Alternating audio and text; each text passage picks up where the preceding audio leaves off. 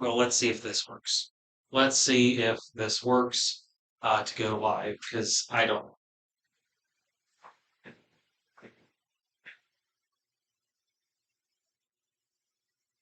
Okay, so looks like it's going to start working now, which is good. I thought it was running. I know I'm a little bit late on getting this started.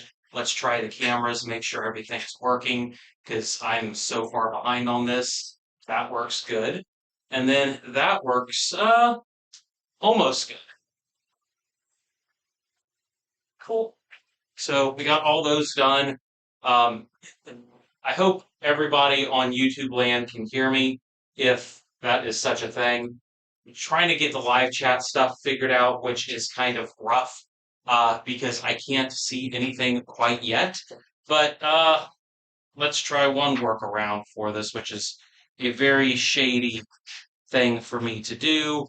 And that would be to just broadcast my own live stream in the background on uh, my computer, which would be just ridiculous. But if that's the only way I can do the live stream or the live chat, then so be it. And I do apologize for having to go through all of this, man. It's not fun trying to figure out all of the. If that's there we go. So I think I'm getting it. I think I'm getting it. And I do apologize for this. It is taking me just a minute to get stuff figured out on the live chat. Go through all of this, man. It's not fun trying to figure out all of the. Hopefully you guys can hear it. There we go. Hopefully everything looks good. I think I'm getting it. And I do apologize for this. We will see how this goes. And again, I do apologize because what ends up happening on these live streams is you kind of open Pandora's box when you do the live streams. I did a Facebook yesterday, um, and everything else got messed up. Okay, cool. So I think I got everything working. I think I got the live chats working. We got everything. Alfred said, "Is it TV 2000?" It's not a TV 2000. I got the setup here. I have a load of what we're going to do while I answer questions is I got a Speed Queen dryer here. It's drying a set of clothes. I got my brand new TC5 right here that I haven't done a load of clothes in at all.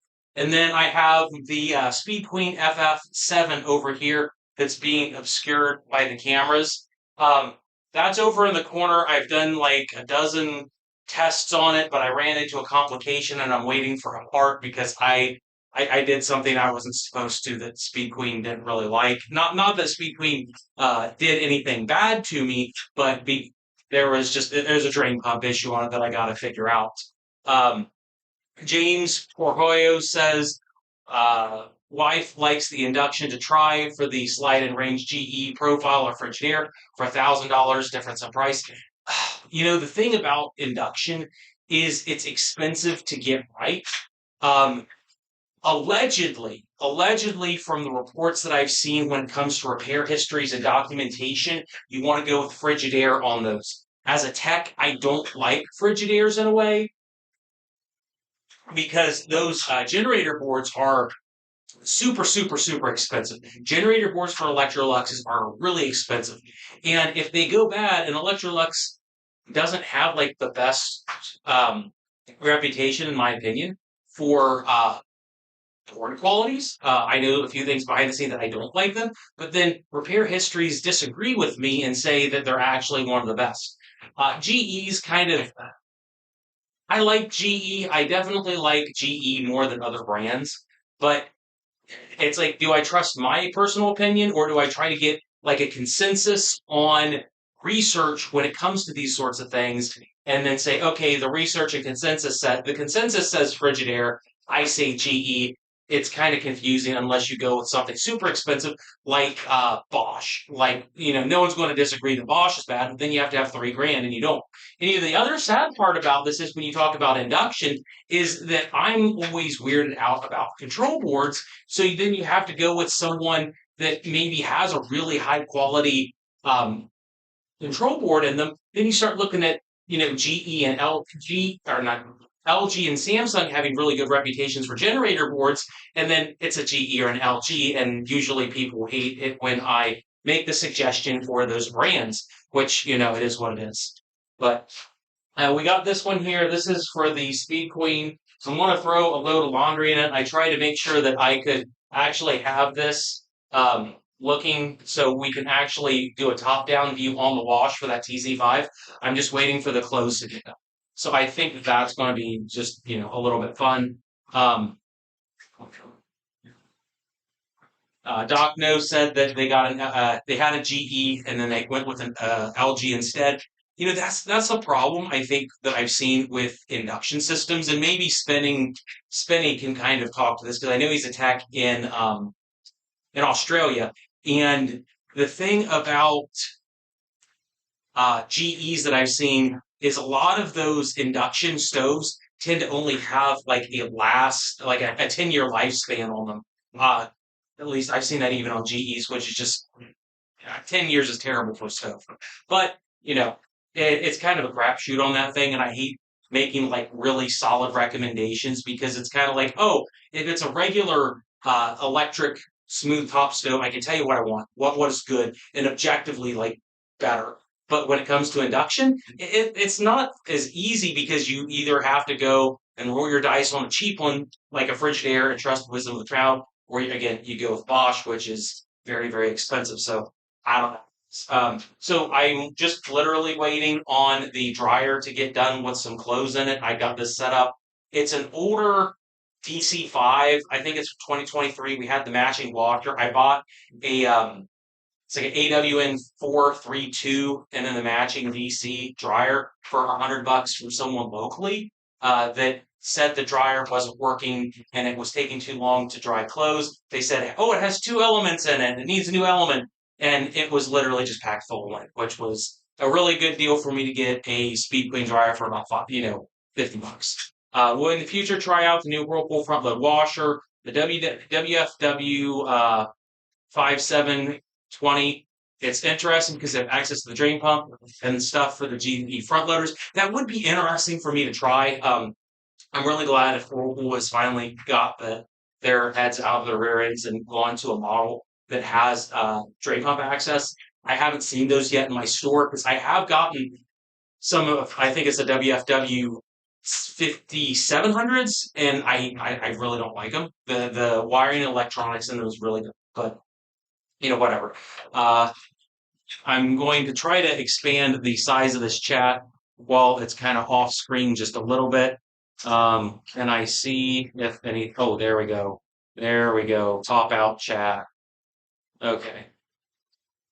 Maybe, okay, that's a little bit better for me. I'm trying to I got 3 screens here, and I'm trying to make sure I do the right things, and that's kind of hard because, man, there's just so much going on in this. And I do a podcast in here, kind of, and, it's kind of hard to see everything the way I would like it to. But the chat's not moving super, super fast in a really good way, so I can kind of see everything that's coming at me. So again, I think the dial on this, we're on the cool down stage on the TC5.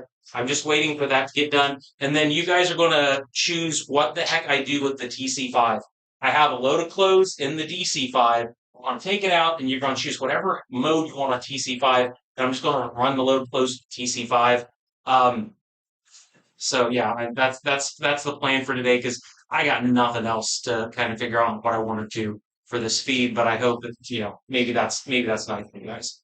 I appreciate black and people people hurting for quality products. Love this channel. I do appreciate that when people think that I know something about this. JM Calibro says I have 7-year-old Maytag washer and dryer. And him gave out which repaired.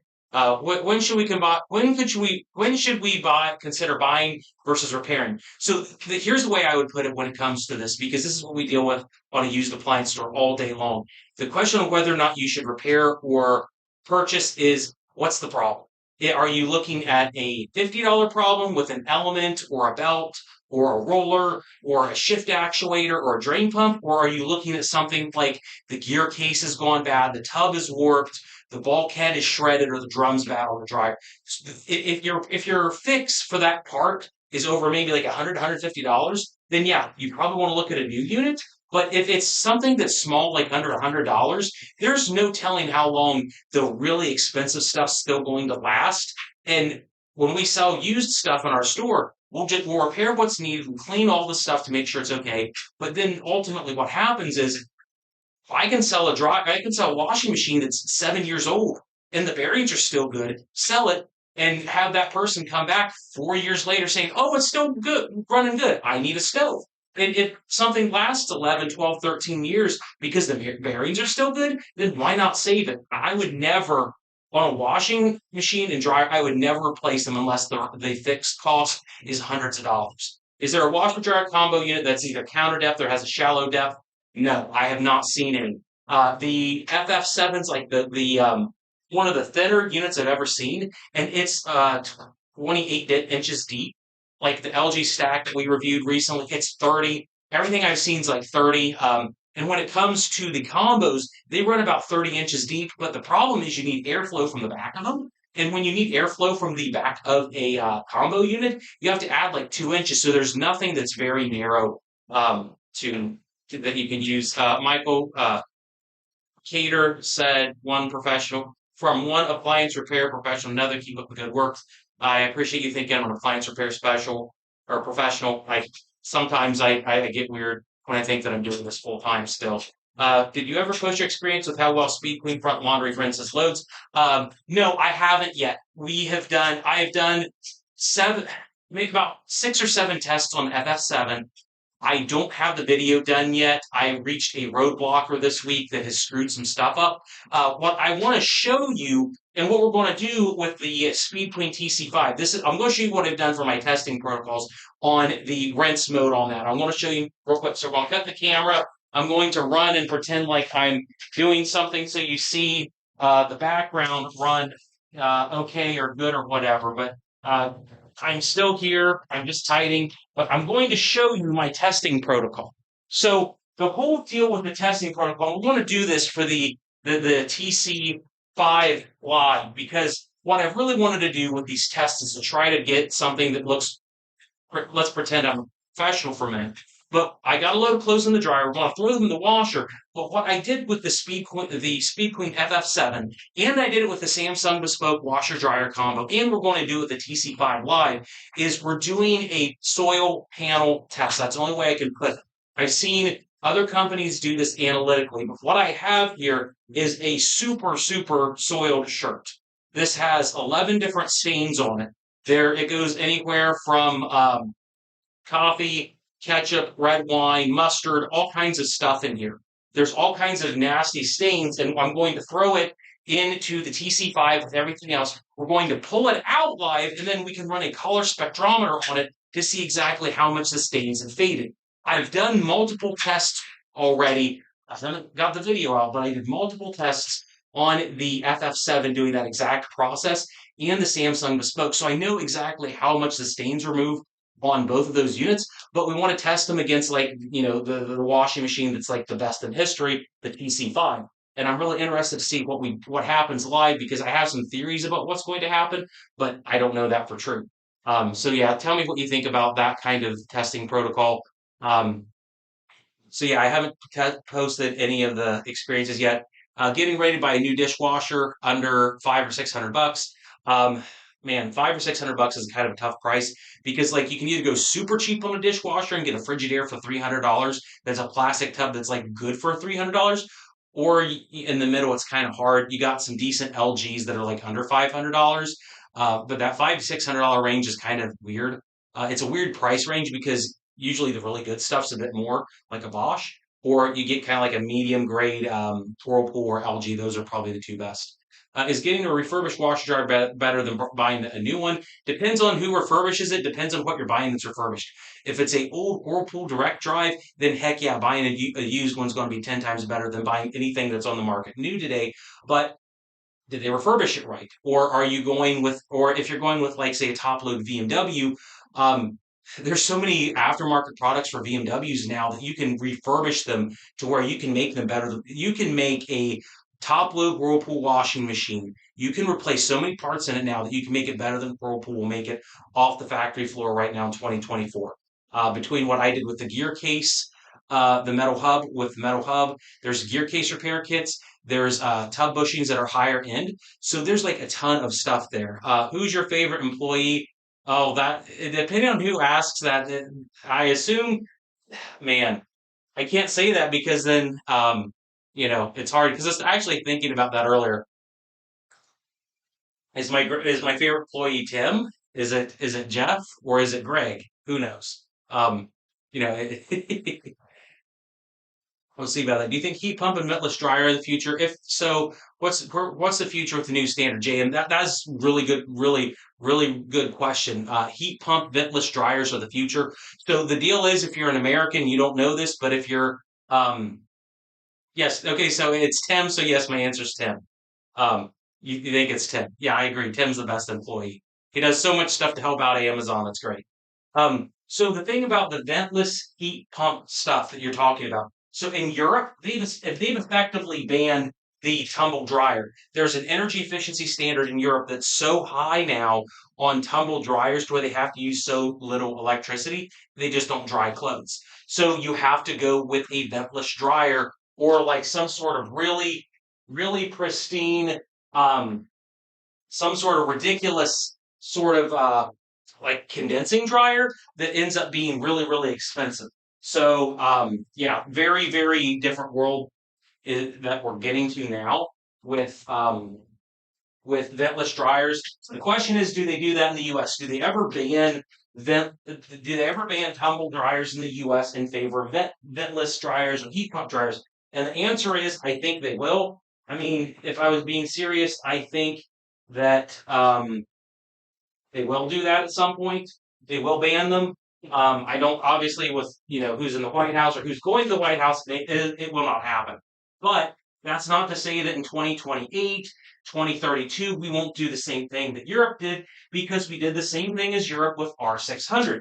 R600 is a refrigerant that's been like the mainstay in Europe for like I don't know what 12 years now.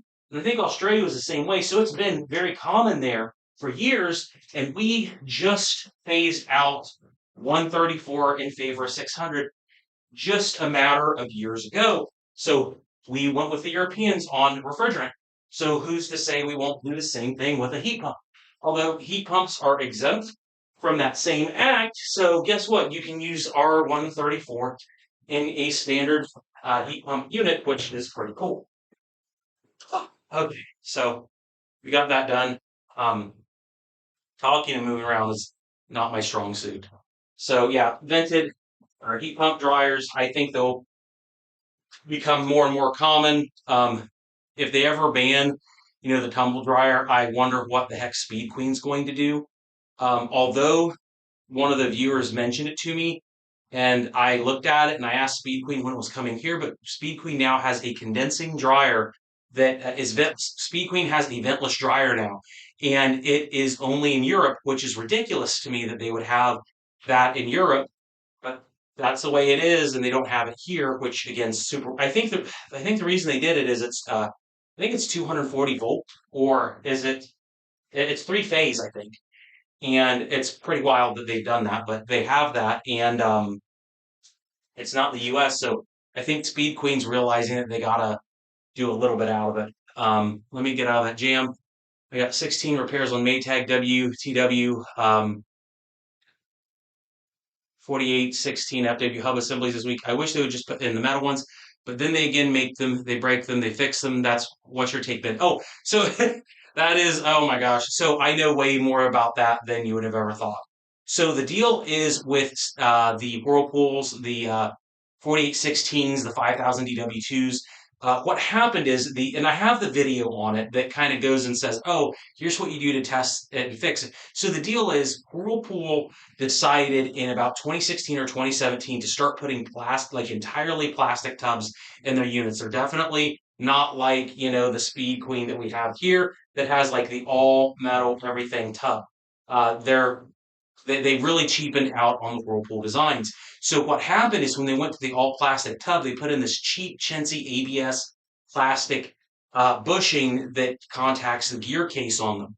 And over time, that warps and wallers out, and it ends up first destroying the plastic hub, then it destroys your suspension system, and then it will just continue to destroy anything else in the gear case system for as long as you have it, because that bushing is really, really junky.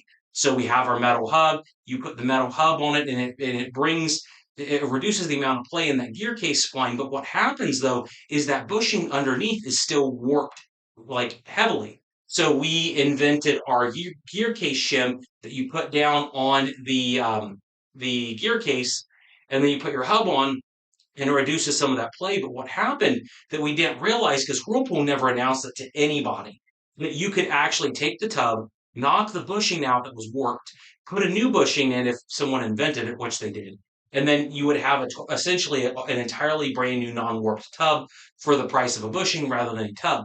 That solves the root problem, because with appliances it's like having a disease or something. You have to solve the root causes of things, and the root cause is the tub is horrible in a whirlpool, any of the whirlpools out there. But if you put a correct bushing in, it will make it last forever. And the one thing you can say about like the WTW 4816s is they figured that out, and they solved the problem in sometime in 2023. They have a metal like center part of the tub now. So if you take that out, there's a metal collar that looks identical to our gear case shim that is now standard on all Whirlpool units. So they figured out the problem just like we figured the problem out. So that's good. What's your opinion on the LG top load washer, the 8405?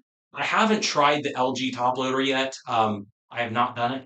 So, but I tend to favor LG because I like their direct drive systems. They're a little bit more simplistic, or a bit more simple than some of the other ones because there's way less parts in it. Um, yeah, so I tend to favor LG on top loaders outside of the basic Whirlpools. So yeah, Daniel, I like LG. I really always like LG. I know some people hate me for it, but I like LG stuff. I'm going to put some stuff in the comments if I can, in regards to the cast, because I know we've been talking about Whirlpools a bit.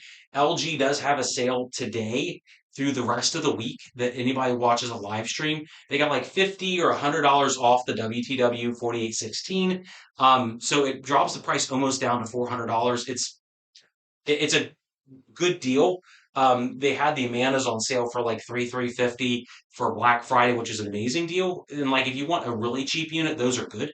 But if you want to get something nicer, I definitely favor LG when it goes a little bit more.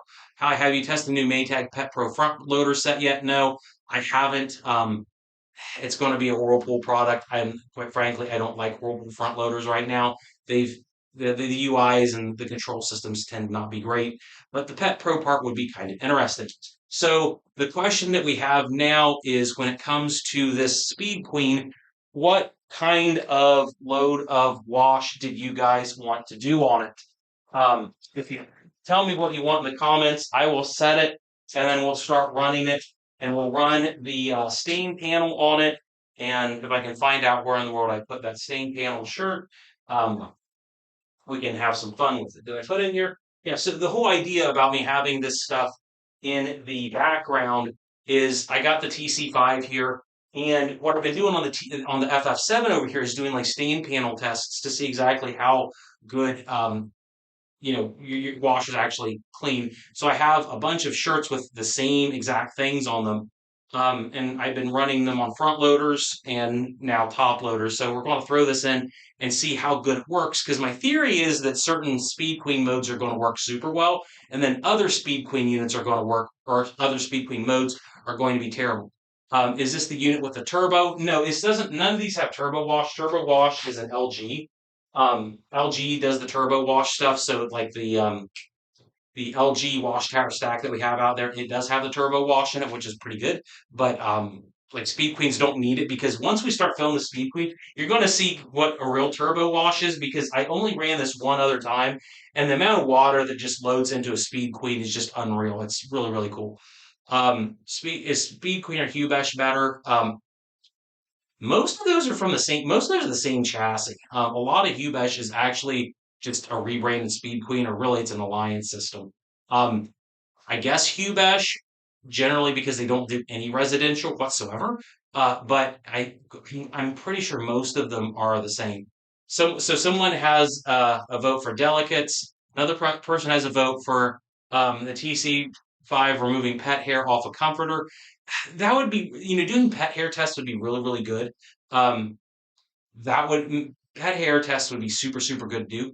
The only thing that I don't have is some way right now to simulate pet hair. If I knew, we could do a ton of pet hair tests, because I know that everybody asks a lot about pet hair, but I just don't know enough about how to make a good pet hair test uh, right now. But that's something we'll do. Do and Daniel asked, do I do LG front load washers? I mean, we have them, we sell them, I like them. I definitely like LG. Like anything LG does for laundry, I think is pretty good. It's not like their fridges at all or their stoves, but they're pretty good. Um, but I do generally like LGs. So yeah. Um, let's see what other questions we have. There's hearts, there's heart emojis, all kinds of other stuff. Run the speed queen on delicate. Okay, so that's the second person that's asked for delicates. So we'll go ahead and set the speed queen up for delicates. Let me see if I go. I'm trying to see which camera is going to be the best for this. Um, none of these cameras work great for that. And this one is like so focused on the tub, it isn't going to see the modes. So the mode that everybody wants is delicate. So there, we got it on delicate. So then the question is, we got it on delicates on TC5. So then the question is, do we add any options? If you haven't seen a TC5, I'm going to go ahead and move this camera. Let me see if I can get the camera moved. Um, and look at this real quick. Maybe, okay, there we go. So I'm trying to get this done so you guys can kind of get a good idea on the modes of this Speed Queen TC5. Um, maybe you can see the modes on the TC5. Okay, so here's what we got on the Speed Queen TC5. If you go buy one at the stores, this is what you're going to get. You're going to get you got your cycle selection of delicate, echo, perm press, heavy duty, bulky sheet, and spin, which, no one's going to use. Then you have your options over here. So the question is, if we do delicates, what do we add to the delicates? Do we do an extra rinse pre-soak, or we probably don't want to do a pre-soak, or a heavy soil? So I got to check, we got to do the comments and figure out exactly what one you guys want. JJ's Club, what appliances do I have at home? I actually have a mutt set I got for free. Just just what I had in my store at one point. It's an old Frigidaire. It was an old Frigidaire. I moved on to LG, but it's not a matched LG set yet. So I'm actually trying to get the basement redone so I can put an LG front load set in, because I don't know. So okay, so heavy soil, heavy soil. Okay, so yeah, that's what everyone wants. The question is, and I don't know the answer to this. If you do delicate and heavy soil, are they going to, cancel out? Who knows? The next and I think final question is, does the chat want the deep fill option? Now, when it comes to the deep fill option, one thing to note is I have a flow meter right behind the set. So we have hot and cold flow meter set on everything that will actually count how many gallons of hot and cold water get used on the delicate heavy soil mode, so we can check to see exactly how much it uses. So I got flow meters installed, and hopefully they work. I've had a lot of problems. Okay, so I assumed people wanted the deep fill option on this. So, and I ran the TC5 once. I was actually really impressed with it by comparison to the FF7, if I was to be honest. Can I do testing on LG front loaders with turbo wash? Actually, that's one of the next things that I plan on doing. I was actually wanting to run turbo wash loads to compare to the FF7, because if you're spending $2,500 on the FF7, you're going to get to choose whatever competitor you want, or you're going to consider any other washing machine on the market instead of $2,500 FF7. So why not a turbo wash LG? So the only thing I have with turbo wash on it is a is the WKEX 200, which is the wash tower that I did the review on. So I'm going to get that in the studio or right outside the studio, run the correct test, but maybe not inside of here. But then I got to worry about getting some electricity to the area that it's at so I can run two machines at once. So yeah, cool. So I'm going to go ahead and get this started. We got everything up here. I got warm, although I'll admit that the hot water heater is not working properly right now, so it's going to be mostly cold. We got heavy soil, we got deep fill, start falls, and then we got the cycle on delicate here. So I'm going to go ahead and see if we can. Yeah, oh shoot, it went ahead and went. So the big thing that is important to see here on this TC5 is exactly how insane this thing fills. If you've never seen this, this is pretty wild, I think. So there's your kind of glory shot, if I would say that, on how much water gets dumped into this. So one of the things in the literature for this TC5 is how much water it can actually fill per minute, depending on your water pressure. So the thing about this is it can fill between 3.5 to 4.5 gallons per minute. The TC or the FF7 we have beside it can only fill about 2.5 gallons a minute. So this thing puts way more water. Obviously, it's a top loader, puts way more water in everything. And of course, I'm forgetting the most important part of this entire video is putting some sort of laundry detergent in it. So the one thing about the laundry detergents in these tests that I'm doing is I'm using the same thing every time, no matter what, whether you like it or not. I've been using Tide Pods, which again, not everyone likes them, but I'm just throwing two in every load. So I have everything, all the variables, or at least I'm trying to have all of the variables controlled in this. So yeah, Tide Pods. So we're going to see how this goes. Obviously, there's a little bit of water that's getting around the ring because of how much water is getting pushed through the tub. But I mean, it's a crazy, crazy, crazy amount of water. And hopefully you guys can see the water that is coming off of that. Let me see if I can get a little bit more light into that tub for you guys. I was trying to find a backup light for this camera, but I couldn't necessarily find one that was working real well.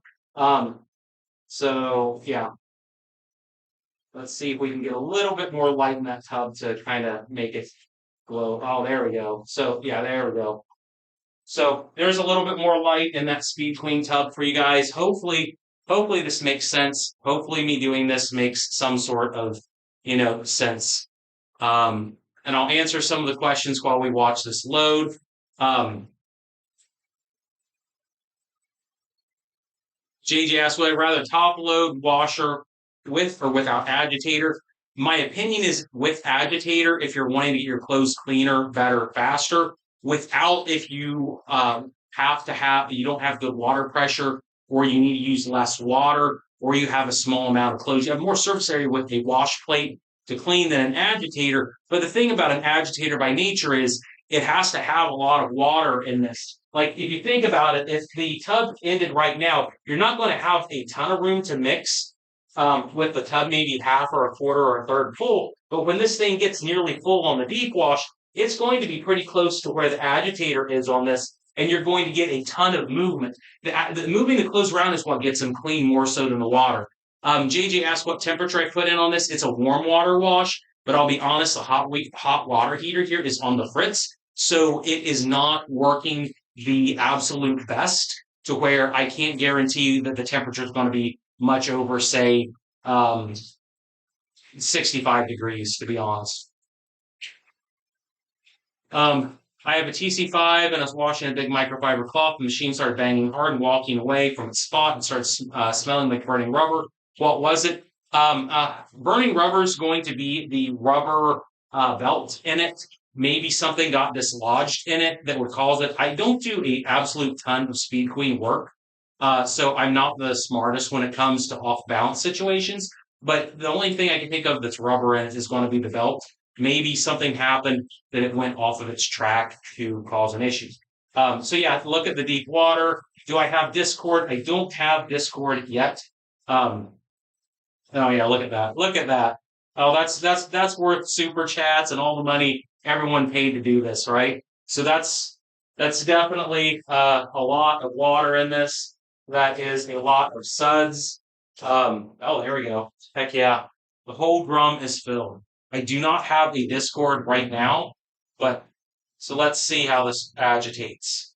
Is that all there is to? Well, it's delicate. You know what? It's delicate. So yeah, that's your delicate load of clothes right there, guys. There's your delicate load.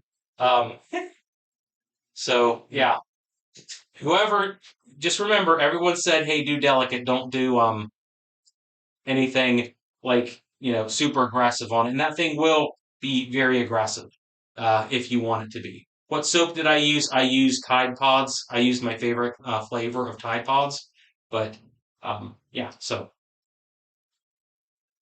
and we're just waiting on it. JJ said front or top load, which is better.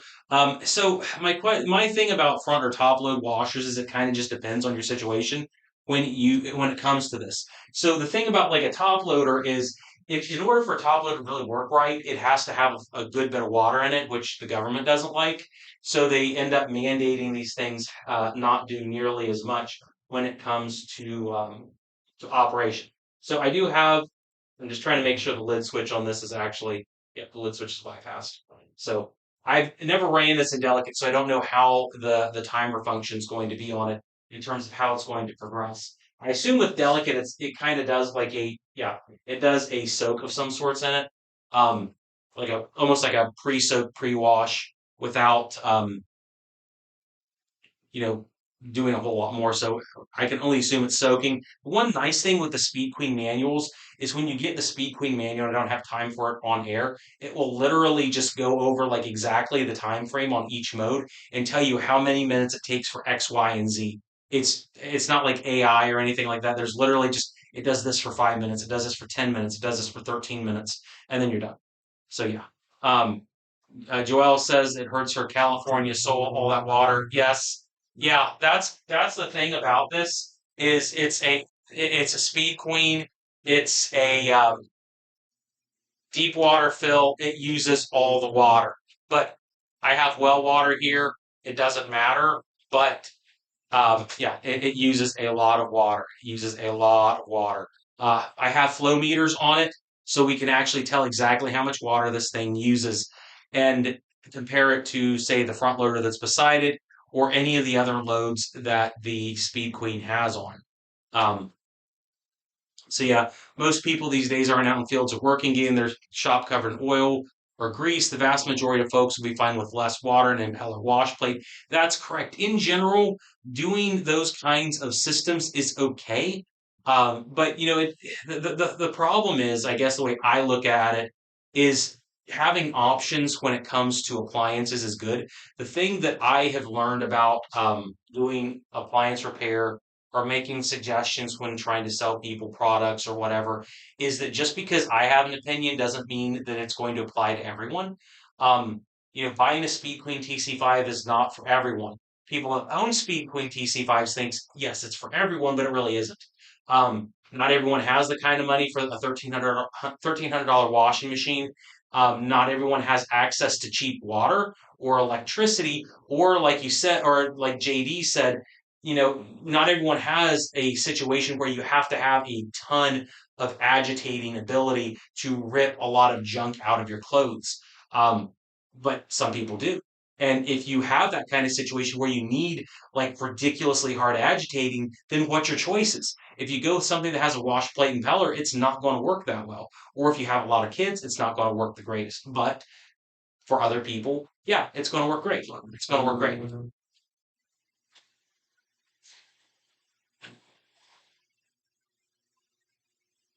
If they found a cheaper way to and get into that market, they could totally take a huge chunk of it using the name. There has to be something that they can be cheaped out on. So that's actually a really good question. I think the answer to cheaping out a washing machine, if you were like, say, a speed queen, would be to change the design. like the thing about um like a washing machine is like you have like what Jason just said, a Whirlpool top load washing machine. The thing about a top load washing machine is like a WTW 4816, those sell for $500, right? So the thing about that $500 washing machine is they could probably make five or six small improvements on it, and it would last a whole lot longer. Now, is it going to last as long as this one? No. There's a lot of stuff that you have to do to a machine to get it to last 20 years or 25 years like a TC5. But if you wanted it to last 15 years instead of 5, it would not cost that much more money. I think you could probably build something that would last 15 years, 10 to 15 years, which it would be like a good number, and probably get it in the $700 to $800 range, just focusing on quality. Um, but do they want to do that? Not necessarily. Um, I mean, I do like Whirlpool top load washers if you're getting cheap ones that use the vertical modular washer architecture. So if it says Whirlpool direct drive on it, I think they're terrible. Um, Whirlpool lost the patent, or they lost their agreement with Fisher Paykel for the direct drive system. I think it was like 6 or 7 years ago. Fisher Paykel invented the direct drive system with the giant rotor and stator system, and then LG I think made their own, and it's really good too. But the problem is Whirlpool re-engineered and did their own thing to get around the patents, and that system sucks. I mean, it's great for me because we sell a lot of repair parts for them because they break, but it's just not a good system compared to the older Whirlpool Cabrio direct drives that didn't have like the shift motor on there. The shifter, Whirlpool, in all of its wisdom, decided to put a nylon hydro I will say hydrophobic. Not it's not hydrophobic. It's hydrogolic, where it actually sucks the water in and the moisture from the washing machine. Go figure. You generally will make things that resist water, but Whirlpool cheaped out and put like a really crappy shifter in them, and we sell dozens of them a month because they're crap. Where's the best place to buy parts for washing machine or dryer? I mean, my website. If we have it, we try to compete with everyone on prices at bins-appliances.com. But the problem is when it comes to appliance parts, and I'll do a video on it at some point, is that when it comes to appliance parts, you can get really cheap and they end up being like really questionable Chinese quality, or you can spend a little bit more with some of the third party um, companies that tend to contract with OEMs that get OEM quality. But don't cost nearly as much. So generally, Choice and ERP are the two brands that are the best third-party parts on the market. If you go to Amazon and you get a random name, it's always going to be a Chinese factory 100% of the time. And that's not to say that Amazon, like, you can, if you buy the same part on Amazon that you would anywhere else, you can save money, but you have to always make sure that it's the right part, it's the same part. And chances are that's not going to happen. Um, I think the new bespoke washers are more durable compared to the regular ones. Their whole suspension system, which is the biggest pain point in Samsung washers. So I think that Samsung they have to improve, right? Samsung has to improve their washing machines because they've lost whatever market share they had because of junk. But the thing about Samsung washers that are junk tend to be parts that they can fix, like the trunnion system or the spider bracket, because it's like cheap metal. And they are starting to really push tub wash or tub clean, which would make them last a lot longer. So I think Samsung's better than they were, but I still wouldn't suggest. I mean, I don't think that I would be allowed to have a channel if I suggested Samsung washers outside of their bespoke combo. That's like it's the best of the bad machines for whatever it's worth. Here, Whirlpool white goods have been part of the same distributor and as Zanussi and the Electrolux group, all cheaper brands together. Yes, so I know in Europe, Whirlpool's reputation is different. It's worse. I think it's the same thing kind of with Hotpoint. I think Hotpoint has a better reputation in Europe, which is weird because Hotpoint's like a crap GE brand here because they bought them out in like what 30s or 1940s. But yeah, go figure. Amazon is on strike due to their work conditions. Yeah, Amazon does a lot of chintzy stuff. We sell some parts on Amazon, and the stuff they do behind the scenes is ridiculous. I hate dealing with Amazon, but people have been conditioned to get everything the next day. Logistics being what they are, Amazon does a great job getting stuff to people, and everybody gets entitled to say, "Oh, I'm going to." buy my stuff on Amazon and get it the next day.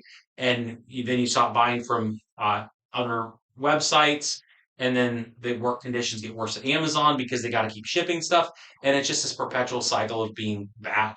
Any ideas on getting ice falling from the back into the bottom of a GE French door refrigerator with ice maker tray in the freezer? When I open the or close the bottom freezer door, sometimes it falls down. When we talk about ice falling from the back into the bottom of a French door, are we talking about the actual ice maker? Or are we talking like a buildup of ice somewhere that's falling? That's kind of my question. I'm trying to understand that. Tribbles is my favorite place for OEM parts for now for non-South Korean manufacturers. No idea about European brands like Bosch. I've always heard a lot of that Tribbles is very good. I've never dealt with them, but that's just because I live close to a company called V&V in Ohio, so we always use them. Or if I need something that V&V doesn't have, I always go with Encompass. I have good relationships with people in Encompass. They're kind of like the big giant of OEM parts. Their prices, at least for me, are good. But what ends up happening with a lot of the OEM suppliers is you can get something that's really good priced from Marcone or Trevi's that you can't with Encompass or vice versa. I have like a chart of certain parts we carry on our website that are OEM, and the price differences are like 20% between all the different companies. It's still better they're all better than retail, but some are really better than retail and some are terrible. So you never know. Um, Ice maker falls from the ice tray. Sergio, the thing about that GE is I'm not sure if that's a twist style ice maker or if it is it's like a molded ice maker that heats up and then scoops the ice out. I would have to do more research on that to know for sure. Is it good to wash your daily clothing in always on quick wash or heavy soil? So the question about daily clothing is it really just depends on your what you're doing to it. Like if you're just getting sweaty, then quick wash is probably going to be enough. Um, it's going to be more gentle on your clothes. It's going to let them last longer. Heavy soils for heavy soil. If you're doing a lot of if you're doing a lot of manual labor every day, yeah, use heavy soil. But if you're not, then don't. I wish Speed Queen would make a push to get in Lowe's, Home Depot, and Best Buy. It would be an easier way to see these things in person. That is a really good point. I the thing about Speed Queen is I don't like how they do business. I really don't. I mean, I understand that they want to do the mom and pop thing, which means you get a better quality of installation and a better quality of service. But then it's really hard to ever find a place to get them. In the case of the FF7, I had a custom order that wait for weeks to get in to test it. It took me weeks to get the washing machine because no one wants the front loaders apparently. So I had to wait a long time. And it is the thing about these speed queens is, and I'm being serious about it. You really want to look at one. You really want to look at one in person before you make a decision because it does feel wildly different. This machine, you don't see a lot of new ones out there. We never get any trade-ins on them. So when we actually see them in person, you're going to think probably a lot different about Speed Queen when you see it and you feel it and you touch it. Certain parts you're going to like a whole lot more, and then other parts you're probably going to hate. The dial knobs on the TC5 are stupid; they're terrible. But the rest of the system's good. I just don't know why they cheaped out on it. Joel asked about a gas range.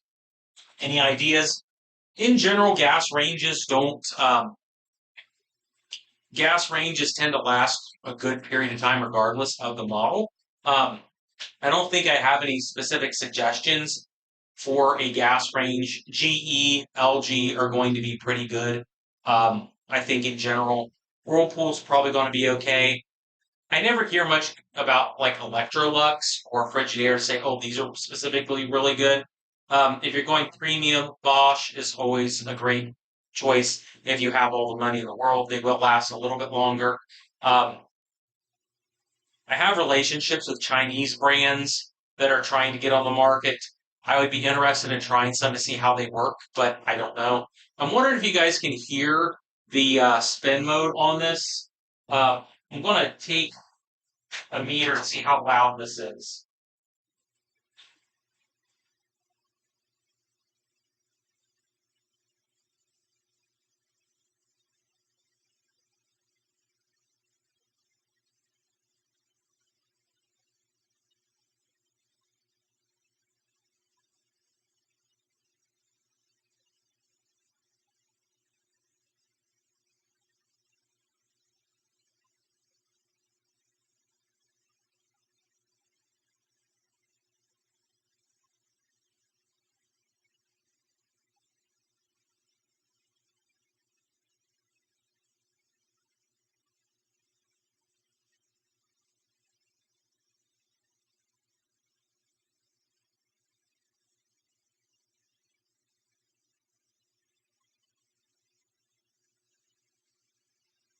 Trying to see what kind of noise the uh, spin mode was making because when I've done the tests on the different units, I've always tried to look and see like how loud they are when they're operating.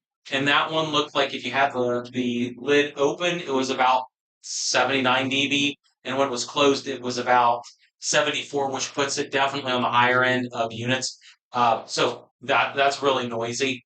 Relative. I mean, I don't think it's too bad, but the issue is the big part on TC5s they don't tell you about is they don't spin very fast. Now this is not gentle, so it's probably lower RPM than normal, but at most they get up to about 800 RPM, and that's not very fast. The FF7 beside it lasts a whole lot longer when it comes to spin. It lasts a whole lot longer. Okay, so my PC is getting low on batteries. I thought it was plugged in, guess not. So we gotta fix that before the system blows up. Oh, I see what happened.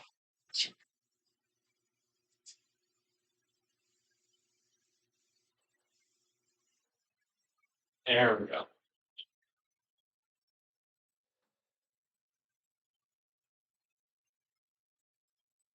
What we're on rents?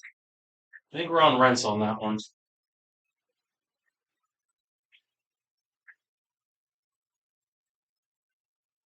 I disagree. If Speed Queen opens up a contract with a big box store, it's going to be another race to the bottom. So the one point I will say to that, JD, is the question on that is the warranty. Who handles the Speed Queen warranty?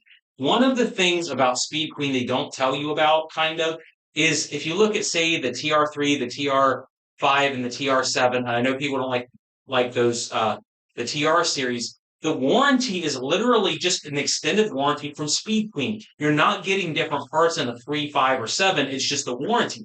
So the catch with that is, if you go to some rent-to-own stores, you can buy a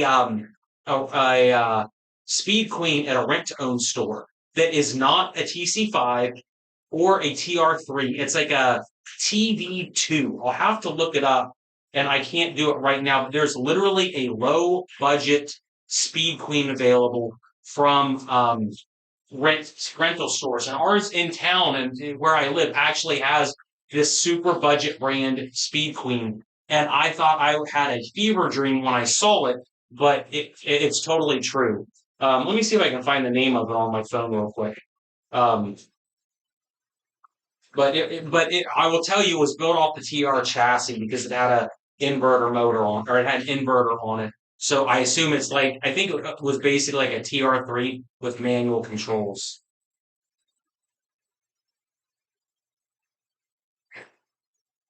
Let me see. Oh yeah, I found it. Speed Queen. No, it's not a TR 3003. Still trying to find it on my phone.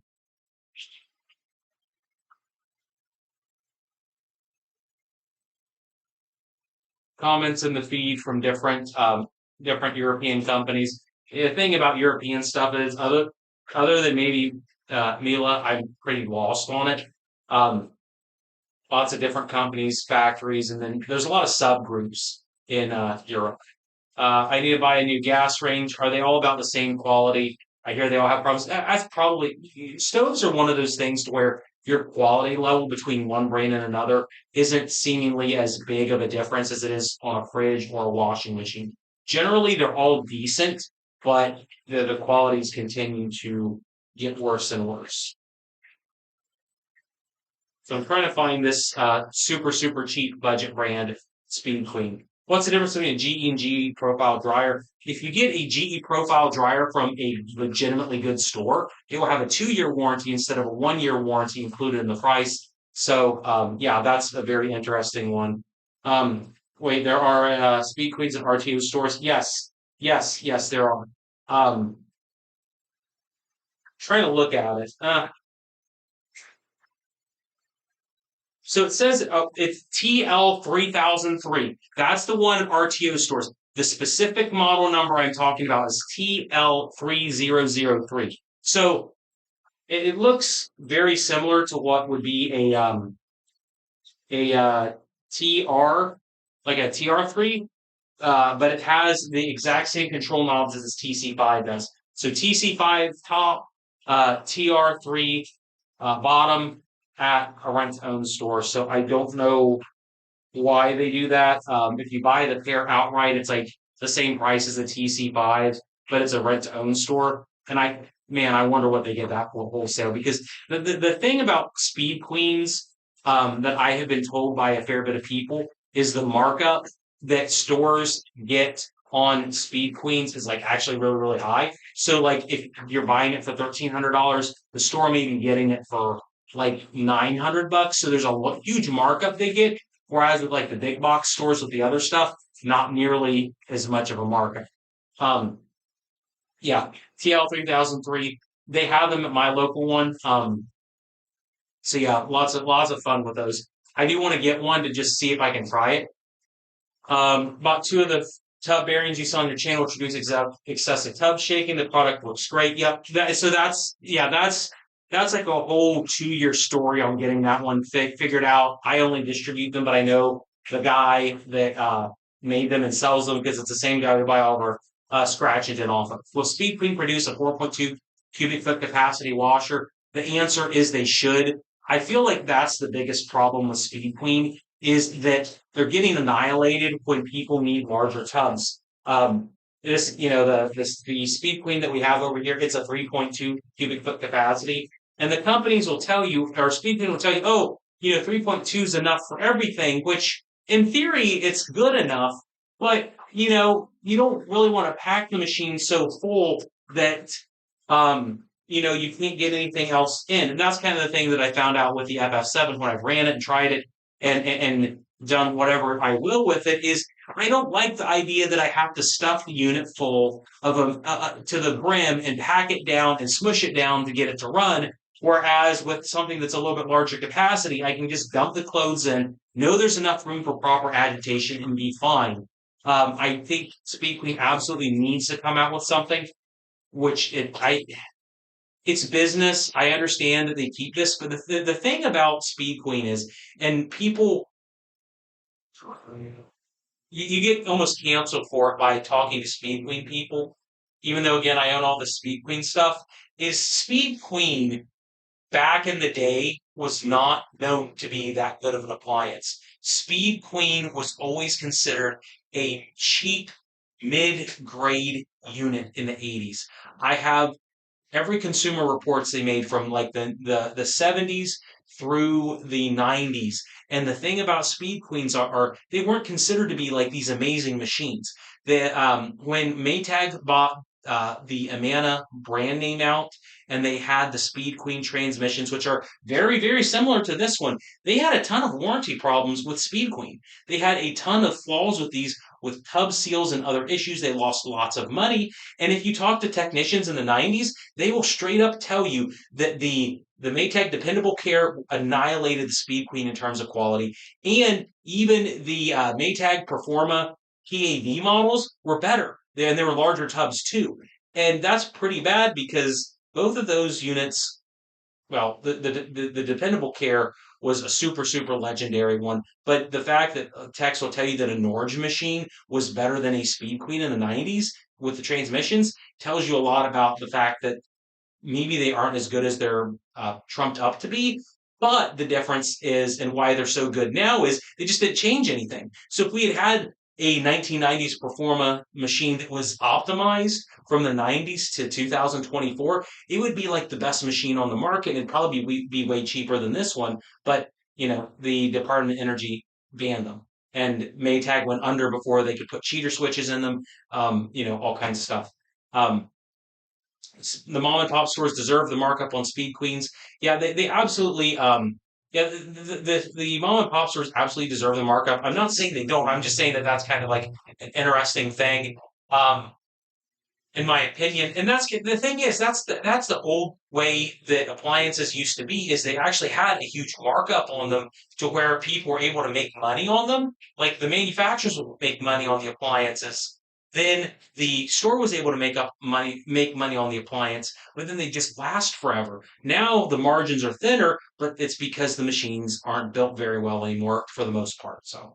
Remember Samsung was like that when they first started. They were a no name. Yeah, Samsung was a no name until Maytag started using them to make their Neptunes. Um, what I can't remember the name of it, but the 7 Series Neptune was a Samsung. That's where Samsung got all of their parts. Like if you look at a Samsung washer or a Samsung dryer, they're Maytags. They're Maytag Neptunes when they got the design in the 7 Series. When Maytag was circling the drain and having all the problems, they stopped. They made the Neptunes, but then they had other companies make the Neptune, and then Samsung kept the design. It's why you can go buy a Whirlpool heating element with a Whirlpool part number, and it's a Maytag or it's a Samsung element, the DC470019A. There's a Whirlpool part number. It's like 390043. It's like one third the price and they're the same part because Whirlpool got the patents from Maytag, but then Samsung retained them as well. So go figure. That's a little bit of history for you that I think is great. Jerry asked if the live streams will be a regular thing. Yes. I'm trying to hire, or I hired a producer that's pushing me to do more live streams. He wants me to do it like every other week. I'm thinking maybe every month. Uh, it depends on my schedule and stuff. Um, yeah. So yeah, Samsung was a no name when it came to electronics. I'm just speaking from the appliance standpoint, but I mean they're obviously super hyper massive now when it comes to electronics. You have the Samsung Austin factory going in. They make good chips. That's the thing about Samsung is they make really good electronics, and that's why I think for something like an induction range, they're reasonable to say they're okay. But it's just everything, all the actual engineering, like the part quality in Samsung is just terrible. Ethan asked if the two-in-one washers and dryers are worth it now. The answer is the Samsung's the only one that's okay. They're bad, but Samsung's okay just because they have the coil wash system. And a lot of people are finding out the GEs are like really, really, really better, really, really worse than they should be because they don't have the right cleaning stuff. Is HE better than not than non-HE detergent? Yeah, that's something we got to actually test in the channel. JJ, one of the reasons that I have that whole wash panel with the soil stains on this is that we could do it. We could do that test for washing machines like this, but we can also do that same test for detergents. So we can test detergents and see if one detergent's better than the other, and we can finally like really test HE versus non-HE stuff and see what's out there. Because my plan is to get like 20 or 30 different brands of detergent and take my TC5 here and just take 2 days and film it and just run, say, 30 loads of clothes through the TC5 and just use 20 or 30 different types of detergent. I'm trying to get a second load of clothes prepared from junk machines that we got um, and be able to just run loads constantly on these different detergents to determine what one washes better using the exact same load settings on a TC5 or the FF7 or whatever is out there. So, yeah. Hey Ben, longtime fan. This is my first live stream. Damien, you never miss much because I think this is like my fourth or fifth live stream ever. It's not always easy to put these together, but it's like everything else in YouTube land. I'm trying to make them a little bit better each time. Um, he taught me everything I know. Is that a lot of stuff? I don't know. Go figure. Ethan's getting dizzy. Is that because of the spin mode on this?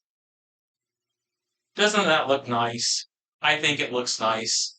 Samsung electronics are good. Their appliances are another story. Yeah, I agree. Have you heard if LG fixed their compressor issues yet? So oh man, Seth, that's a good one.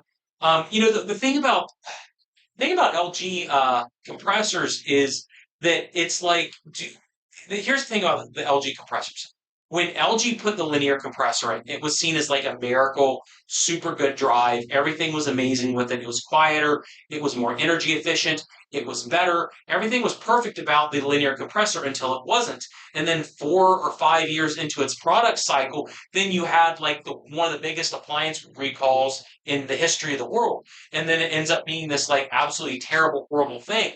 And the problem is when it comes to the compressor, even if they fixed it, even if like right now LG had the best compressor, the best fridge on the market, we're not going to know for 4 or 5 years. And that's the thing that sucks about making appliance recommendations is, you know, Speed Queen could revise a unit like this and make an absolutely dog crap bad washing machine. This could be a horrible machine, but I won't know it for 3 or 4 years. And it doesn't matter if it's a Insignia, a Midea, a Whirlpool, a Maytag, an LG, a Samsung. You don't know how bad something is until you've run it for 3 or 4 years and you're outside the warranty period and you're in that time to where they programmed it for a mean time to failure. And it's, right where the engineers were told to make the appliance. And then it's like, okay, then is it good? So the thing about LGs is my impression is they fixed the issues. My impression is they fixed the linear compressor issues. They've rebranded them as smart inverters, but they're still the same thing.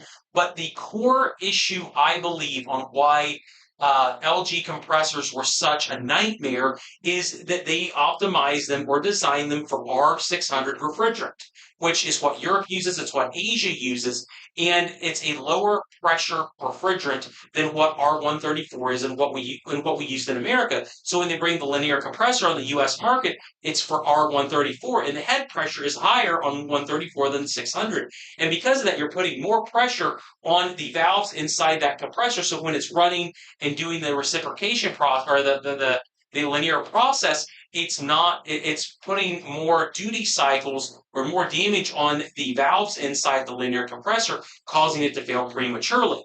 The two sides to this are that LG reprogrammed all of their modern compressors to run at a lower, like I want to say like a lower piston RPM, but we now use 600 and everything.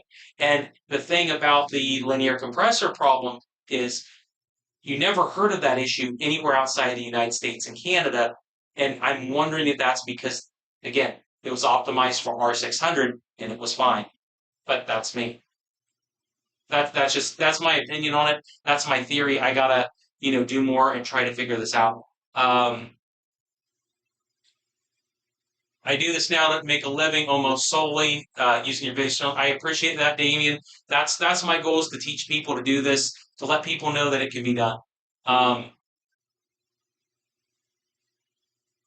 Was wondering on getting the GE profile dryer, the PTD60 EBRWS. The question on that one, Joyce, is whether or not that dryer, and I'd have to look up a part schematic to tell you, because the problem with GE dryers, and we had this with the GTD2s, the GTD3s, the GTD4s, and I have a video on it. They undersized a wire that goes into the heater pan on the standard GE dryers, and after like 4 years, it melts, and you got to replace the wiring in it. And it's like something that happens on all units. On all units, I make a ton of money now doing it on selling the parts to replace it, but it's a really crappy system. So the question is, does the PTD 60 have that system in it? I don't know. Let me see if I can find like a part schematic and see if it is something that's inside of that. I don't know.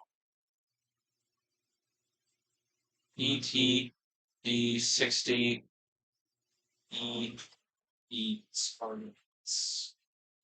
So I'm going to check and see if it does or not. We'll see.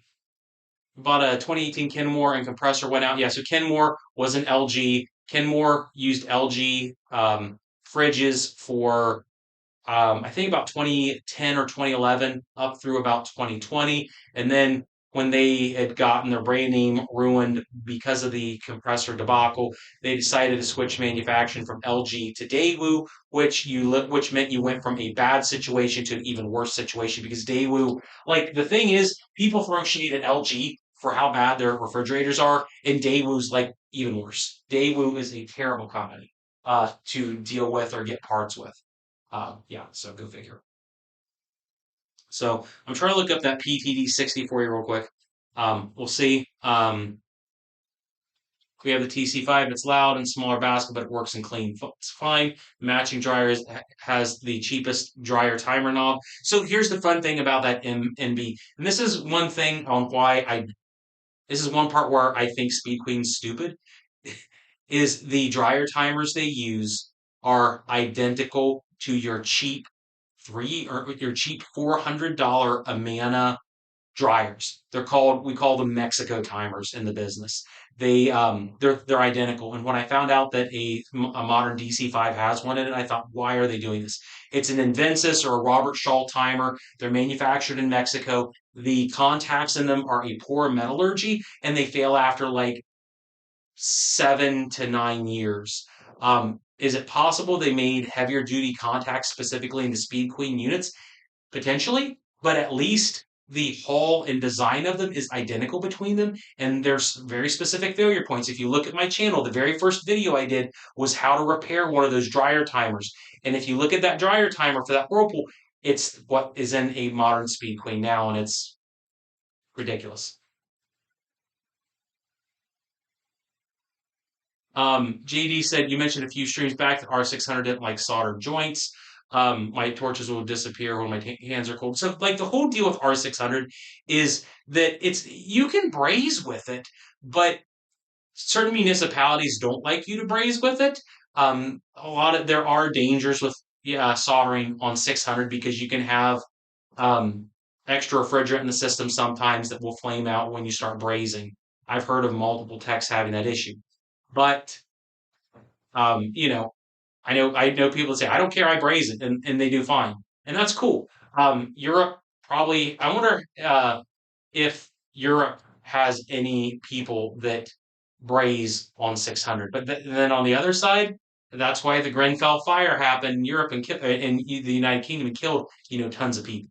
So and the thing about solder joints on the factories, so that is a good question or a comment about the solder joints at factories. My thought is that if you're soldering in a factory, it's probably a different work environment than a customer's house, and there's probably better documentation on it to where the chance of problems with R600 are less likely. That's my opinion.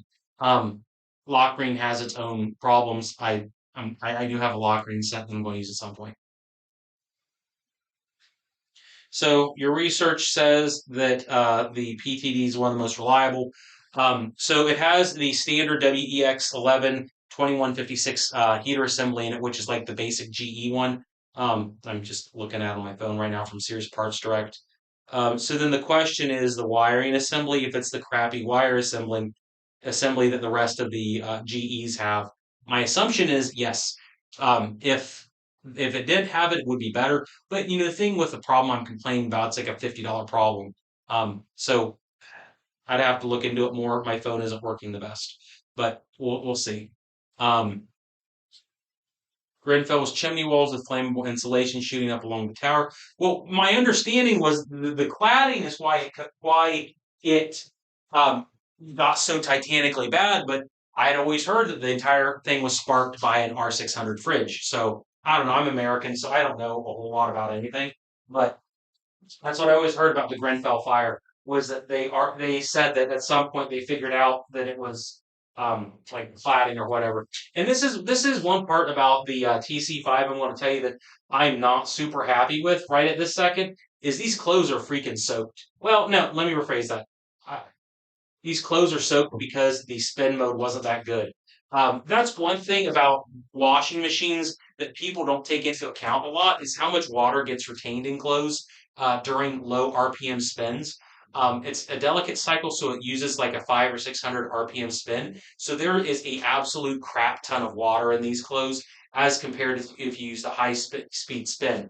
One thing about running a load of clothes in a dryer is for every extra 1 pound of water you have in your clothes, you lose about 300 watts of energy or heat to get the clothes um, heated up and dried. So if your washing machine could spin clothes out a little bit better, you end up saving a little bit of time and quite a bit of money over the lifespan of a washing machine. That's kind of one thing about TCs that are questionable is the spin rate isn't that good. Lock ring tutorial. Let's go. Yeah, that'd be good. Okay, so here's our here's our soil test on delicate with this Speed Queen. This is what we've gotten. This is horrible. If I run this on my spectrometer at the end, this is going to be the worst cleaning job ever. Do I have any here? Oh, Okay, so this is the pan, and admittedly, it hasn't dried, but it's going to set on. So this is the test panel we have from the Speed Queen TC5 in Delicate. Um, and then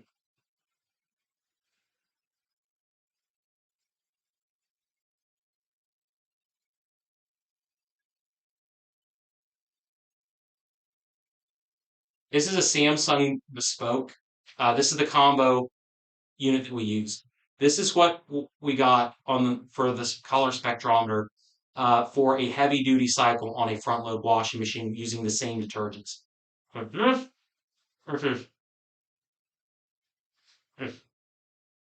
So that's why delicate cycles are terrible. But I have multiple more of these in the background, so we can do another load of clothes and see what heavy duty does on the Speed Queen versus that one. That was kind of like one of the reasons I wanted to do all this live was to see how much better we could get like a heavy duty cycle versus a delicate or whatever you guys decided on doing for the Speed Queen.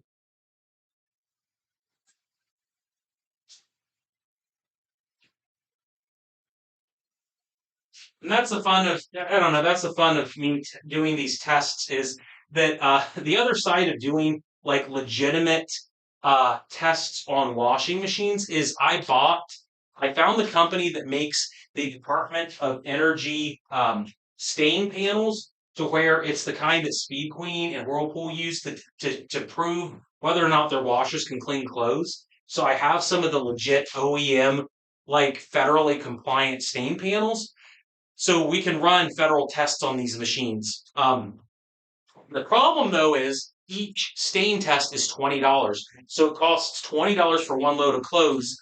And this 6 pack of shirts that I got from Hanes or whatever is like no money whatsoever. I think I could buy a 6 pack for like $15. So instead of $20 a test, it's like $3. So wildly different, guys.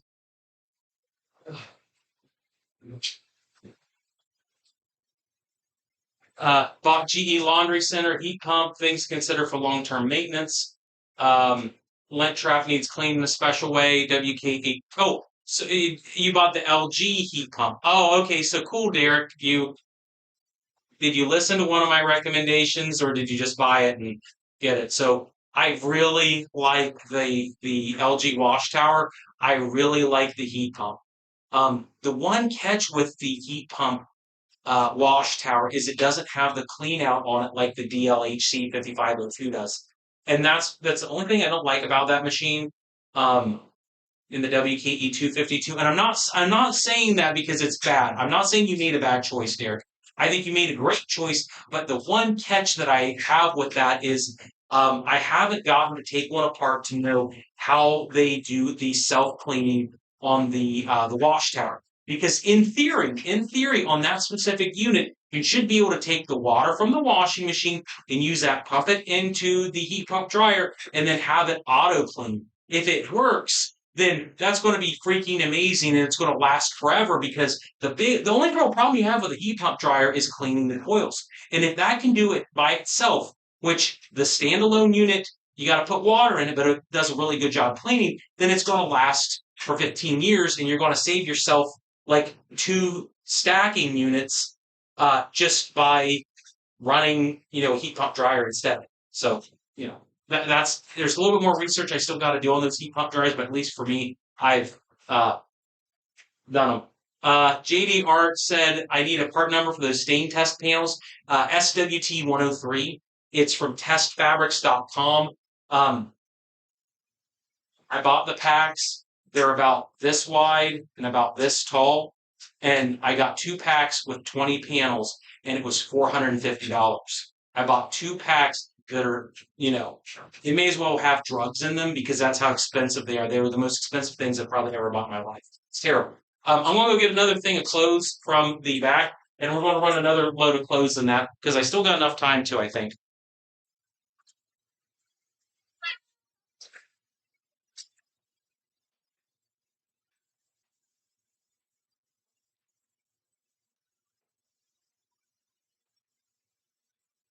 So Do you guys maybe not a lot of people stay up on top of the channel, but I think the last community post I made before doing the live stream was the fact that we found a bunch of socks in a unit. So guess what? This basket is filled up with, and it's underneath because I had to add a little bit to it. But there are just a ton of socks in this. We found a GE laundry center with something. We ended up finding dozens and dozens and dozens of socks. My guy actually counted. We found 46 socks in one GE laundry center. And they're all in here. This is like a second test batch of clothes that we're going to put in the TC5. It's wild that we had that many, but yeah, go figure. If you wondered where socks go, they all went in the bottom of this one GE washer, and now we're using them and throwing them in this machine to run a test.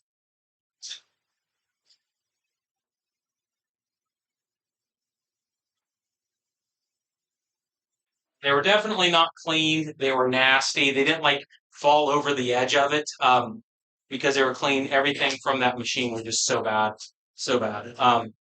Let's see. Where do I have? We got Tide Pods.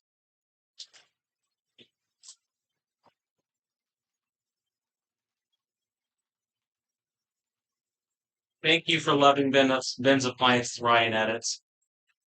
What channel do you run? I know you're on my list. I know I've seen your channel before. Are they all left socks? Yes, they are. They're all left socks. I did not. Someone asked if there were any matches in there, and I went through it just before I went off air just to make sure I had the right things. And I don't think there was a single sock match. So go figure. It's absolutely terrible. I know where the missing socks go now. Wow. Trying to get that's one thing I don't like about the Tide Pods is the little baggy thing is just terrible to stay open, stay closed depending on it. So how warm do you wash these 60C? So it depends on how it's set up on the warm wash. So the one catch that I have, and I mentioned this I think at the outset, is I have an issue with the hot water tank to where it's not working right. So the wash temperature is probably close to like 20 C right now. So it's a cold water wash no matter what. So I'm very, very frustrated with that. I'm working on it, but I didn't have enough time to get something taken care of on. So I'm going to grab another one of these stain panels so we can test out the TC5 on like an ultra soak mode against the delicate mode that we did because the delicate mode that we ran on the TC5 was easily, and I'm saying easily, the worst wash I have ever seen from doing these stain panel tests. So again, I have the stain panel tests that kind of show you how good or bad something cleaned on the washing machine. Again, this is what we had for a Samsung Bespoke. This is what it looked like afterwards, and we can take a color spectrometer too and like gauge exactly how bad the stains are. This was a cold water wash, mind you, cold water wash, but this is what it looked like before. 11 or 10 different stains on it.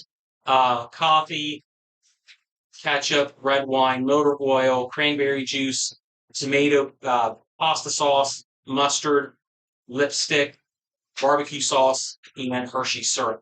So I have 11 or 10 different stains on this. And what I do is, again, take a color spectrometer, compare the white to the discoloration, and come up with a score based on the difference in the spectral value. So, like the Samsung that you saw over there was really good. The score for the Speed Queen and Delicate is absolutely horrible, absolutely horrible. But it's in Delicate. What do you expect? So we got that done. Um, for modes, I guess, if you guys want to select another mode, um, tell me and we'll do it. Let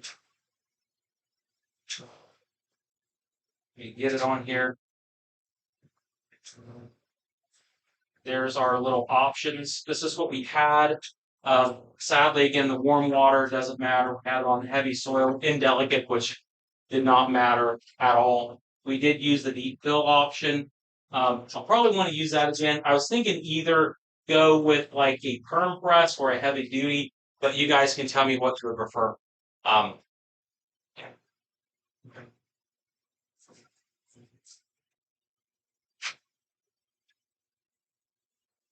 Yeah, Derek, I think you're really going to love the wash tower. I am super in love with the wash tower that we have. The big thing that I would say from the wash tower stuff is making sure that you at least get the WKE2 series. The WKE1 series just has the non-turbo wash feature, which I'm not saying it's a bad system. I'm just not saying it's a great system, to be honest. I think there's improvements that they could make, or really what it is a turbo wash will do stuff faster because it has a higher flow pressure to it. Yeah. So what I'm doing off camera right now is I'm looking at my flow meters to kind of see exactly where we were at in terms of water pressure usage or water usage. Oh man. So on the Speed Queen, we had 9 gallons of hot water usage in deep fill. And then we had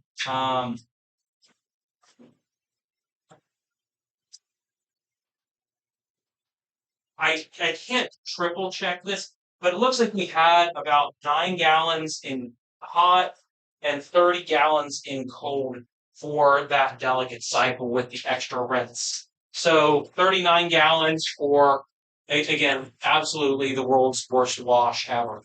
But again, it's in delicate. So what kind of mode do we want to use in the one now?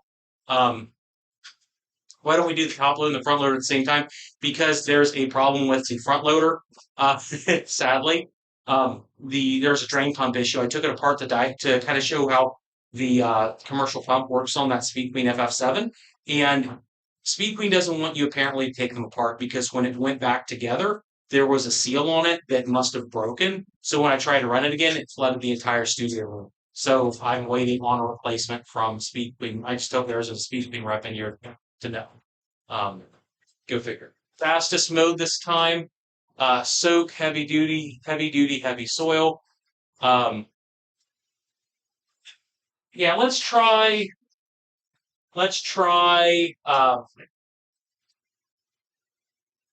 extra rinse, pre-soak, heavy duty. How does that sound?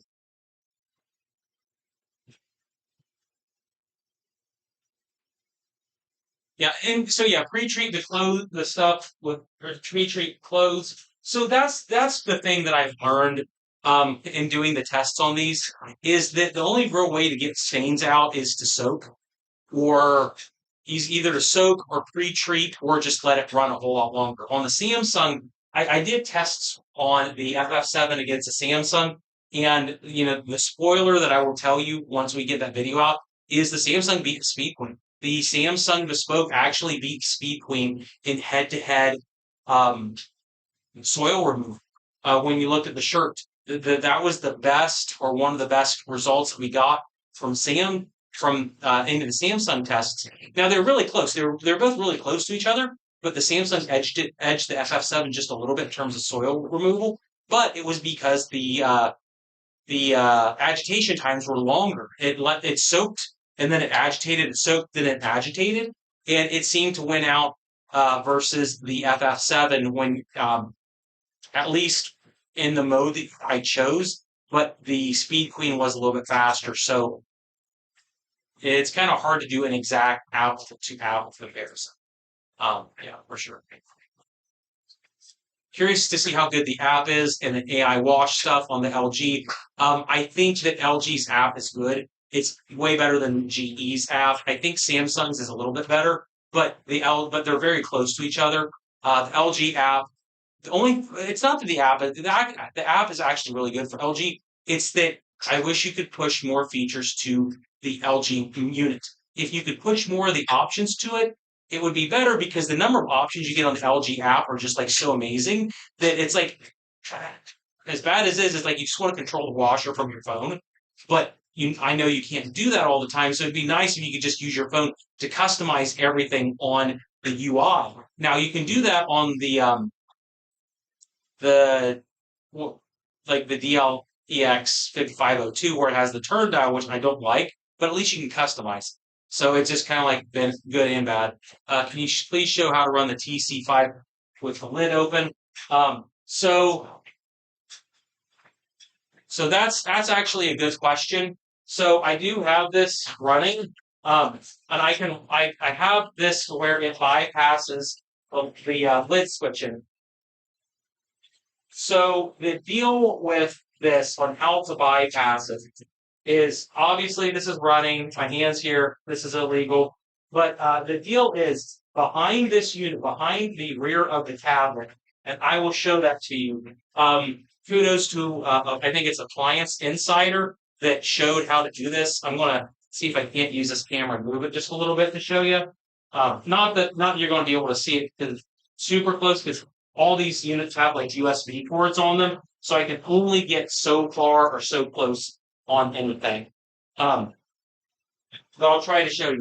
So the deal with bypassing the speed queen switch is I'm behind the unit.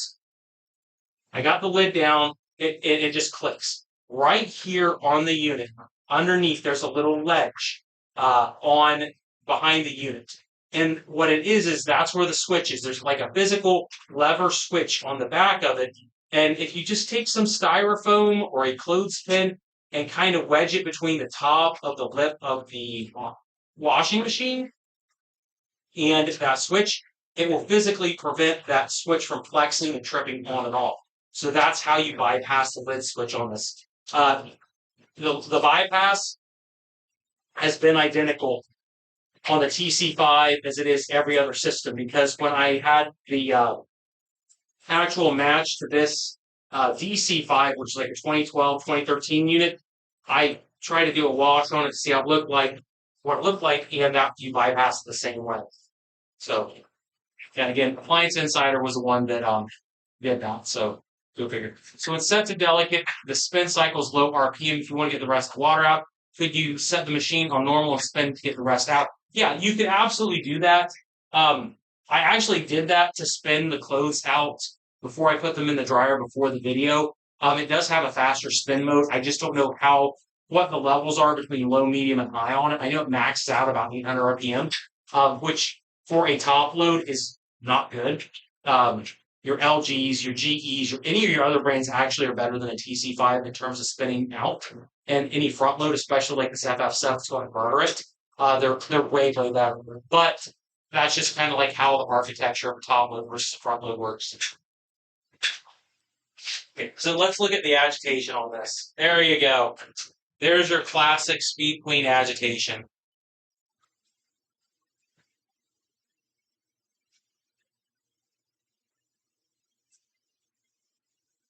Yeah, so the Speed Queen probably they do have some commercial stuff in the European market. And the thing I will say about the FF7 is it's very energy efficient. It's very energy and water efficient. If you compare it to a Samsung or an LG, it uses very little amounts of water, just like any other brand does. They're very, very efficient. The Speed Queen front loaders are. It's the old school top loaders that are designed to just not give a darn about water. It just uses as much as humanly possible to get your clothes clean as fast as possible, not caring at all about the resources whatsoever, which is good or bad, depending on how you look at it. Um, and, like other people said in the chat, it really just depends on what you want out of a washing machine. If you want your clothes clean really fast, this is a good idea. But if you don't want but if you're willing to wait a little bit longer, a front load works really well. It's kind of like having a car and deciding whether you want to get from one place to another at 100 miles an hour or 55 miles an hour. You're going to get to the destination a lot faster if you go 100 miles an hour, but it uses way more fuel. But you still go to the same place either way, in general. Front loaders use way less resources on water and electricity to get the same quality of wash and spin, but again, they take just intrinsically they take longer because they're having to take the clothes, take them up to the top of the machine, drop them down, and then that's how they agitate. But that's just the theory of how washing machines work. Thank you for the super chat, M&B. Yeah. Okay. So you did the super chat for that. let me see if I can't. I mean, you gave me $10, right? That's a lot of money. Uh, let me see if I can do this for you. Let me see if I can do this. So I'm gonna go to this camera here, and I'm going to take it off the pedestal. It's because I got enough length on the camera cord here to do this. So let's see.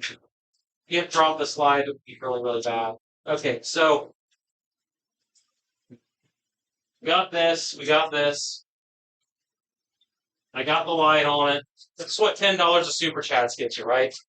So you go back here on the machine, um, right here, right underneath here, and it's not like you can see it, but there is a physical switch right here with a lever, and then there's literally a piece of styrofoam underneath. Um, this looks terrible. Let's see if I cannot fit down here, but maybe the camera can. I don't know.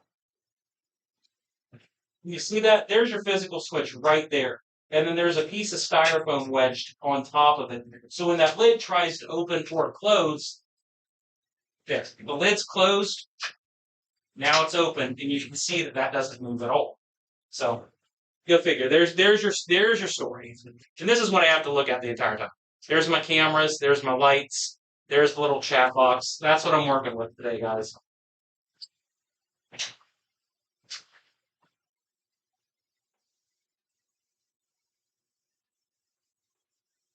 So it's soaking. It's still in deep wash. Look at all them suds. And it's soaking. It's soaking. So it's still running. Everything's good. I didn't like accidentally untoggle the lid switch or anything. So we're still, still going good on that. So hopefully that made sense on the lid switch M and B. I tried to make sure you got your money's worth on it. So go figure. Yeah, Speed Queen's very fun with cleaning clothes. It's fun. I even looked at getting a front loading restaurant dishwasher done in 2 or 3 minutes, not 2 hours.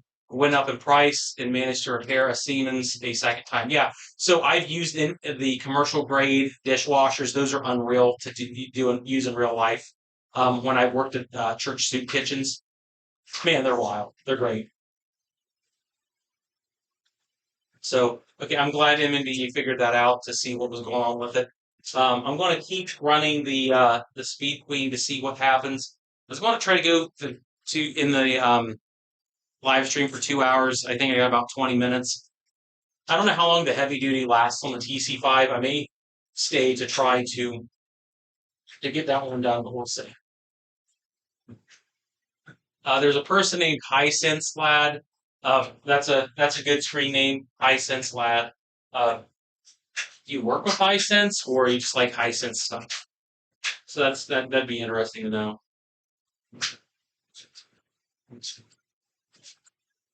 Pressure washers moving up from 12 to 16 to $3, so way too much. So my question about like a restaurant dishwasher is, how much would a stand like a Bosch 800 series be? That would be interesting. Oh, 5K euro. Yeah, that makes sense. When you start getting into commercial stuff, the price skyrockets. Even when you look at like speed queens like this, this was the TC5 is like 1250, $1,300 US dollars. But the whole thing about that 12 to $1,300 US is, if you want to go get the commercial version of the Speed Queen front loader like the FS7, you get up into three, four, five, $6,000 range immediately. My brother, Investment Joy, has a laundromat or two. He has Dexter's in his laundromat, and one of his, I can't remember what the top price he paid for his Dexter's is, but it's pretty close to $20,000 for the biggest machine. When you get into commercial laundry, the prices go up really fast because there's a lot of shady stuff in the there's a lot of shady stuff that happens in the commercial industry when it comes to appliances and cooking and anything like that, because you have a very limited market in terms of how many customers you can serve, and there's not as much free market buying and selling. So the competition's restricted, the buyers are restricted, and the prices are restricted. Whereas you have something like, say, the Speed Queen, where yeah, it's $1,300, but you're comparing a $1,300 top loader to maybe a $700 top loader or a $600 top load. So it's more, but it's not that much more. But when you go into the commercial field, it's like you go from $1,000 to $4,000 in a blink of an eye. Now they last a whole lot longer, and you get that money back theoretically through better spin modes and different stuff, and better warranties, and it's not going to break as much, so you don't have to spend money fixing it. But who knows? Um, Bought Speed Tweaks because of recommendation video about 2 years ago. We're happy. The timer switch on the dryer is funky. Yeah, so the thing, yeah, I'm not a fan of I'm not a fan of the switches on the TC5 either. I just am not. I'm disappointed. I'm surprised when Samsung stoves have better knobs than Speed Queen washers do. But when you tear the machines apart, that's like the only. It doesn't make sense because everything else is good. Um, yeah, go figure. I looked up the electronics in the FF7 over here. I found out that, so here's one interesting thing about this that some of the Europeans may like. The electronics on the Speed Queens, it's Bosch. I found the company and did a bunch of research on the Speed Queens to figure out the electronics, and it's made by Deal Electronics, Diehl. It's a German company, but it's Bosch, one of Bosch's like sub manufacturers for the control systems. I took that apart. I put it back together with the motor control unit, and yeah, it's all Deal Bosch stuff. So that's what you get for a lot of money in America. Customer gave me 20 for getting their Samsung range out of demo mode. Take it. You helped me out a while back when it came to Frigidaire French door or ice maker air handler upgrade. I appreciate that, JD. Um, I made that air handler video selfishly, if that makes sense, because the problem the problem I run into with making videos, JD, to be very honest, is making videos to me is almost like a game. When it comes to repairs, I'm trying to figure out repairs that no other tech has on the market, so I can make the videos, so I can recommend the products. Not because I want to recommend the products necessarily, but because I know, hey, there's this giant problem in the market for this appliance. Why hasn't anyone done a video on it? I need to do that video. And the air handler was one of those big videos. Another one was the GE control board inverter combo on the blue gasket systems. No one had a video on those either. And those videos are doing really good because I've realized there's no education out there for it. Those systems are nightmares. So I do appreciate that on the demo mode. I'm going to do demo modes and stuff on the on the TC5 and then the FF7. I got the paperwork for them. I just hadn't recorded it yet. I do like Wasco-Mat commercial washers and reversing dryers. Yeah, Wasco-Mat. My brother had Wasco-Mats in his laundromat when he got the place, and I think he still has like two Wasco-Mats because they just last forever. Like the Wasco-Mats and Unimax, man, they're so simplistic.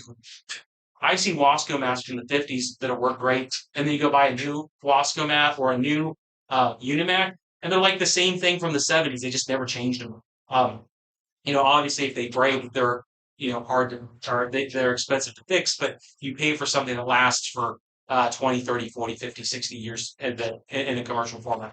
Poor Bosch employees, yeah.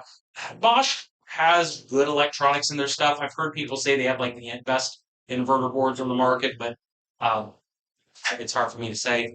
We have plenty of affordable brands for the restaurant business. So Siemens dishwasher is 800 to 1,300 euro. 14,600 on one face power is bad. Brand is close to me. So yeah, now starts 600. Would LG dryer be better than a GE? Joyce, I think so. Yes. The thing about LG dryers is I have like repair. Here's the way I look at it, Joyce. I have videos on my channel for GE dryers and LG dryers and Whirlpool dryers and every other dryer.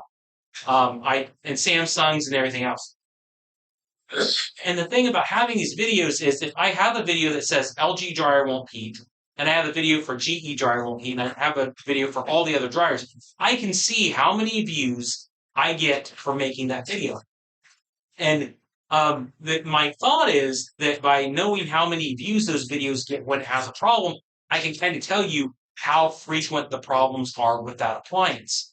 Now, obviously, market share matters when it comes to that kind of opinion because, if you have a brand that sells 10 times more, you'll get 10 times more views. But I don't think GE and LG are selling significantly different numbers of dryers. But despite that, my videos for GE like front load dryers, I get so many more views for those than I do LG dryers.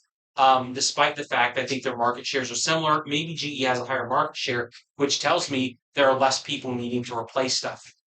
We will sell, oh man, we'll sell 5 or 6 GE dryer elements for every one LG dryer element that we have at our store. And I think that's because the LG elements are just way better built, in my opinion. So we got the heavy duty Speed Queen. It's still soaking. It is still, man, it's still soaking. It just makes me think, oh, the lid switch is, it's stopped bypassing, but no, it's still soaking, which probably a really good thing for heavy duty clothes.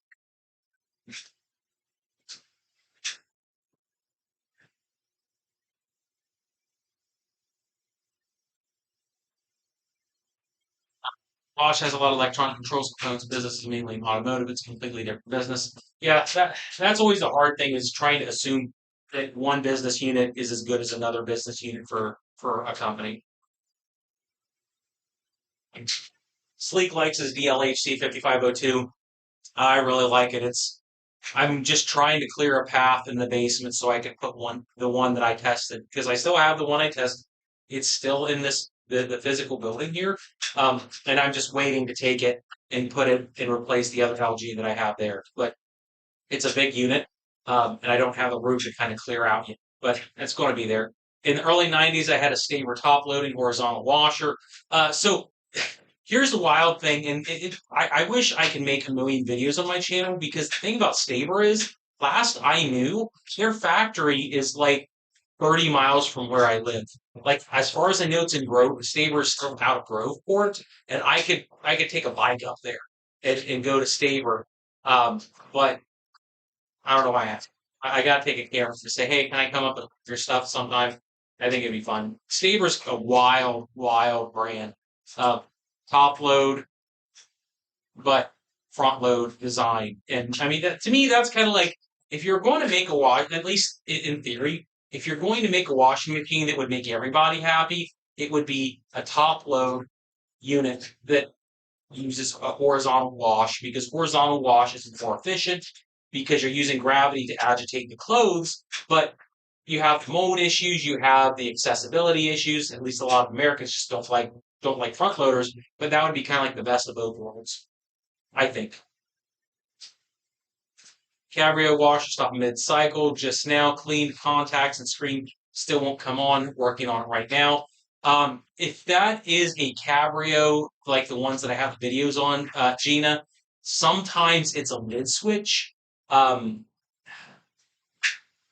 I would almost want to say unplug it, give it a minute, plug it back in, and see if you can pull any error codes on it. And if it's like F1 or F5E1, F5E3, then it's going to be the lid switch. Cabrios are notorious for either the UI being bad, which is F6E2, or it's F2E6, or the F5E3 code, which would be the lid lock, in my opinion.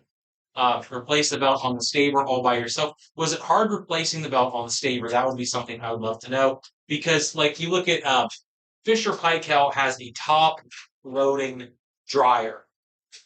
I've only seen a few of the Fisher Paykel top load dryers, and they have the belts on the side to where you got to do a lot of stuff to replace the belt with the bearing. So I wonder how bad the Staber is, or if it's, whatever. Um, Felix said make a second channel for that random stuff. Well, I don't know if like going up to Staber would be random or I don't. Maybe you're talking about something else. I'm glad to hear the Staber belt was easy to do. Um, the thing about any appliance for me is even though I've been doing this for a while, there's always the weird fear of the unknown when it comes to fixing something. Like on the FF6, I went through as much documentation as I could on how to take it apart. I mean, it's super easy to take apart, but in the case of the fact I destroyed the drain pump on it, you got to make sure you do the right things, I guess. Um, Heading into happy hour. Thank you for sharing your experience. Otherwise, cheers to you, Ben. It's nice seeing you, Emindy. Um, yeah, we'll probably go for another 20 or 30 minutes on maybe another 20 minutes on the feed. I was hoping the speed queen would get to its agitation cycle a little bit more thoroughly, but this sucker's really trying to soak, man. Which I mean is good. I mean that's what you want. But the one interesting thing I'd say is, people go to top load washing machines because they're fast, and then well, you have this. I don't know how long it's been running. I think it's been running for about 25 minutes, and it's still soaking. But I mean, that's what you want. It's going to end up having like a really good wash and get a lot of the stains out, but it takes time. And on a front load, it's the same way. You're just taking more time to get the clothes soaked uh, before you agitate and try to really get the stains out.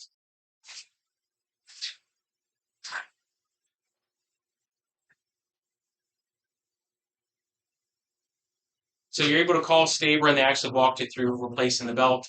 See, the bad part is most manufacturers, like if you call Whirlpool up and ask them the same question, they're just going to probably they probably do something like let's say on air.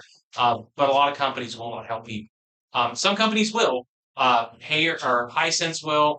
Apparently, Staber will. But then a lot of places, Speed Queen's kind of iffy on it. Sometimes they will walk you through everything from whatever. But you never know. I want to see a top load dryer so bad, but then the schedule does.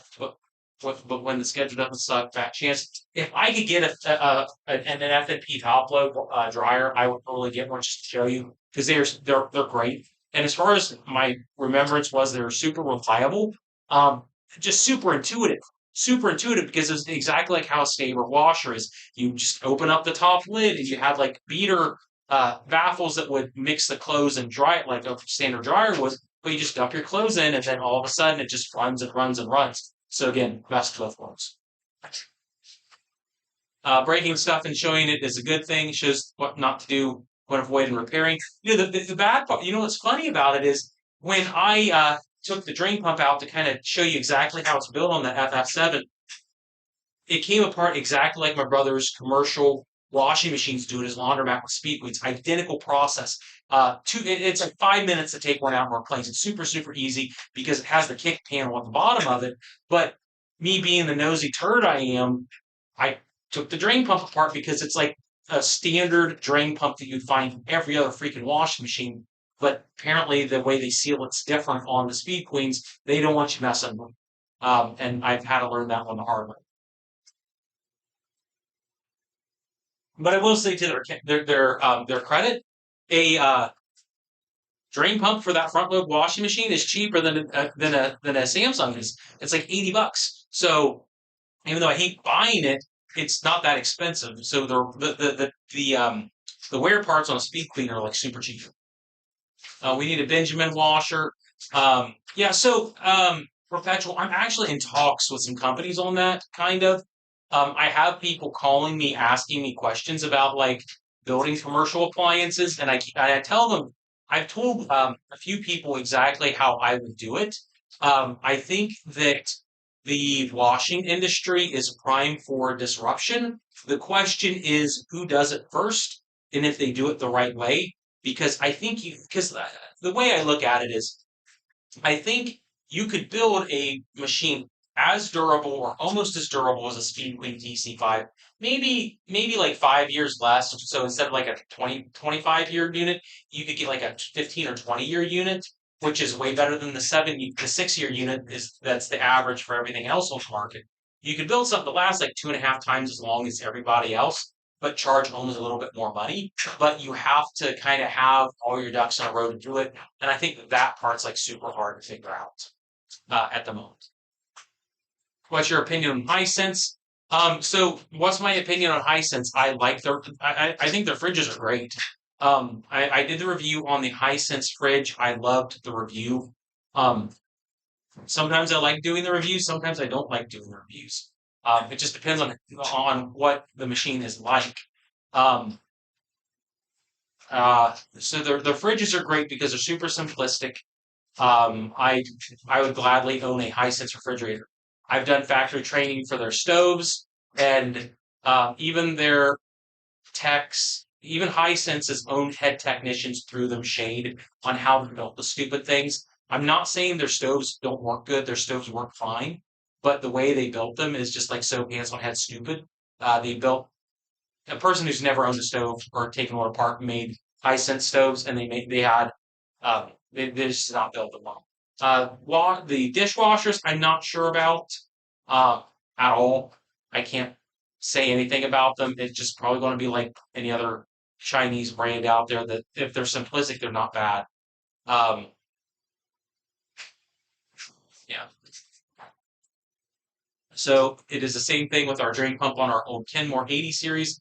It's plastic with rubber paddles. Yeah, so on one end, you'd say maybe they did seal it with ultrasonic plastic welding, but on the Speed Queen FF7, I couldn't see any of that. I couldn't see any indication they used some sort of ultrasonic welding on it because it had a physical rubber gasket that was sandwiched in between the motor paddle system and the rest of the plastic housing. So when I took it apart, I knew the risk I was taking when I took the pump apart. But when you see the big old gasket in there that's rubber like every other brand has, you think, oh, if that's the way you assembled it, then it should go back together the same way. But then when I put it back together and see a giant flood in my test room, then the answer is no.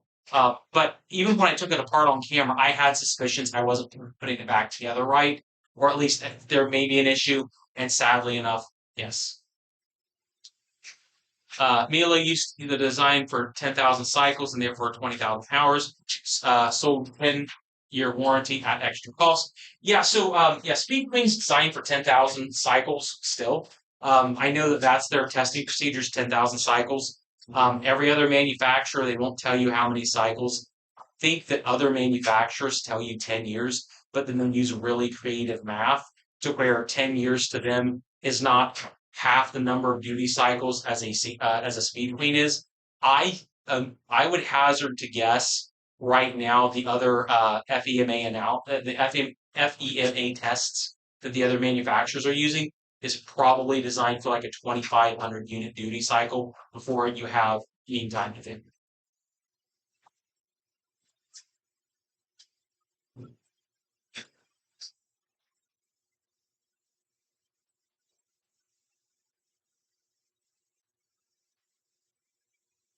JD said the road to hell is paved with good intentions. I've taken apart drain pumps and regretted it two disassemblies. And the reason I felt comfortable to take it apart is I've taken on even on camera, I've taken hundreds of drain pumps apart. I've taken hundreds of drain pumps apart on camera for people to say, oh, here's how you take it apart. Here's how you put it back together. So you can go buy like a DP1 pump or something else that's cheaper. I've had zero flooding issues. I have never had a pump flood on me on a disassembly ever. The last time I had like even a cracked drain pump was like when I first started out on a Bravos that had a bad recirc pump, and then a brand new $2,500 FF7. But again, it's not like the Insignia washer that had the wire harness that snapped on me when I got it brand new. That one I blame my Dia on. On this one, I blame myself because I was going into it had a weird feeling in my stomach about taking it apart, and I should have listened to myself and just been like, "Oh, hey, here's the drain pump. Here's what it looks like. Yay! It uses a Chinese drain pump." Um, oh, it's like the shaving cooling from the freezer compressor for the fridge part, like the reviewed one. Um, Not sure which one that. Looking at the Frigidaire side by side FRSS 2623, is it worth upgrading to the equivalent gallery model? Phil, I don't know. Um, Shoot, I don't know. The bad part is I have FR SS right across in my unit. Or in my store. I haven't taken them apart to really say like a ton of stuff. Um, to like make like a super specific recommendation. I don't see a lot of Frigidaire side by sides having a ton of problems. The only problem I always see on the Frigidaires is the refrigerator fresh food fans tend to have issues. They lose voltage. You got to replace them somewhat frequently. But I don't hear about a lot of sealed system issues out of them, which is good, or even control port issues. Is it worth upgrading to a gallery? I probably not. It seems like a lot of times when you go from like the standard brand, or the standard model up to the higher end one, they tend to have a little bit more issues sometimes, at least in my experience. So I would probably just stay with the FRSS 2623. Um, yeah. So I'm going to probably go ahead and get off the air, guys. It's been fun. I appreciate the super chats. I appreciate all the questions. I've tried to answer as many as I could. Um,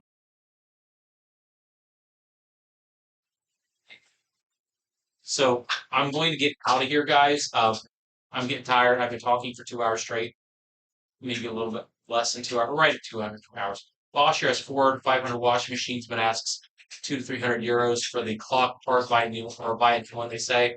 Um, yeah, see, and that's Whirlpool does the same thing in the U.S. Perpetual. You can go buy a $500 Amana top load washing machine or a Whirlpool, and then if the control board breaks, it's $300, and you know that that part costs them no money, and it's just like if the control board breaks, it's just to go buy a new. Sometimes we can figure out what part on that control board fails, so it can resolder them. Sometimes it can't. Um, you just never know. And then what sucks is other brands like uh, Idea, their machines are kind of junky, and their control boards are like $60, and that's very frustrating because I don't want to ever recommend a Idea washing machine, but their control boards are $60. So if it breaks, what's the big deal? Whereas you get a washing machine that has better parts everywhere else, but then if the control board goes bad, you're just terrible. Um, yeah. Felix, I'm going to do more of these. This is the second one I've done this month. Or I did one for Black Friday. That one went real well. Um, and I do plan on doing more in the future for sure.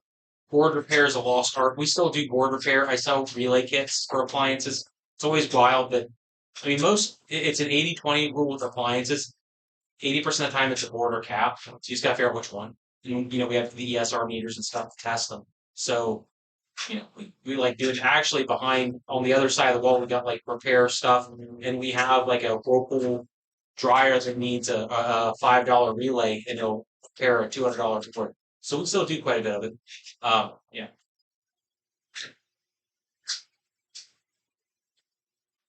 Do you know why the lid lock on the Whirlpool washer goes bad so often? It's because it's a cheap crap part. Um, they're just they're so thinly made anymore.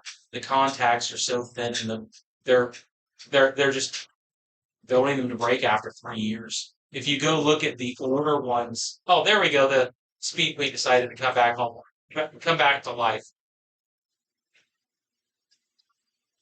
I'll go a few more minutes. Um, my Dia compressors are in most non-A brands here. Yes, yeah. So in the U.S., that's the same way. Anything that's a generically made unit in the United States, uh, Arctic King, Crossley, and a lot of the lower brands, they're all my GMCC compressors are huge. They make like a $40 compressor or whatever and everything. Um, I mean, heck, I've seen Whirlpools have them. The FTR, or no, the WRT refrigerators use GMCC compressors now. Um, even over there in Bracos, which does make a bit of sense because, Whirlpool at least owns it Braco, but they don't anymore. And so go figure. Impulse response visually inspect the washer pump to make sure nothing's clogging it up. Oh, I assure you, nothing was clogged on the pump. And so because it was, I'd only ran like 6 washes through it. It was totally clean.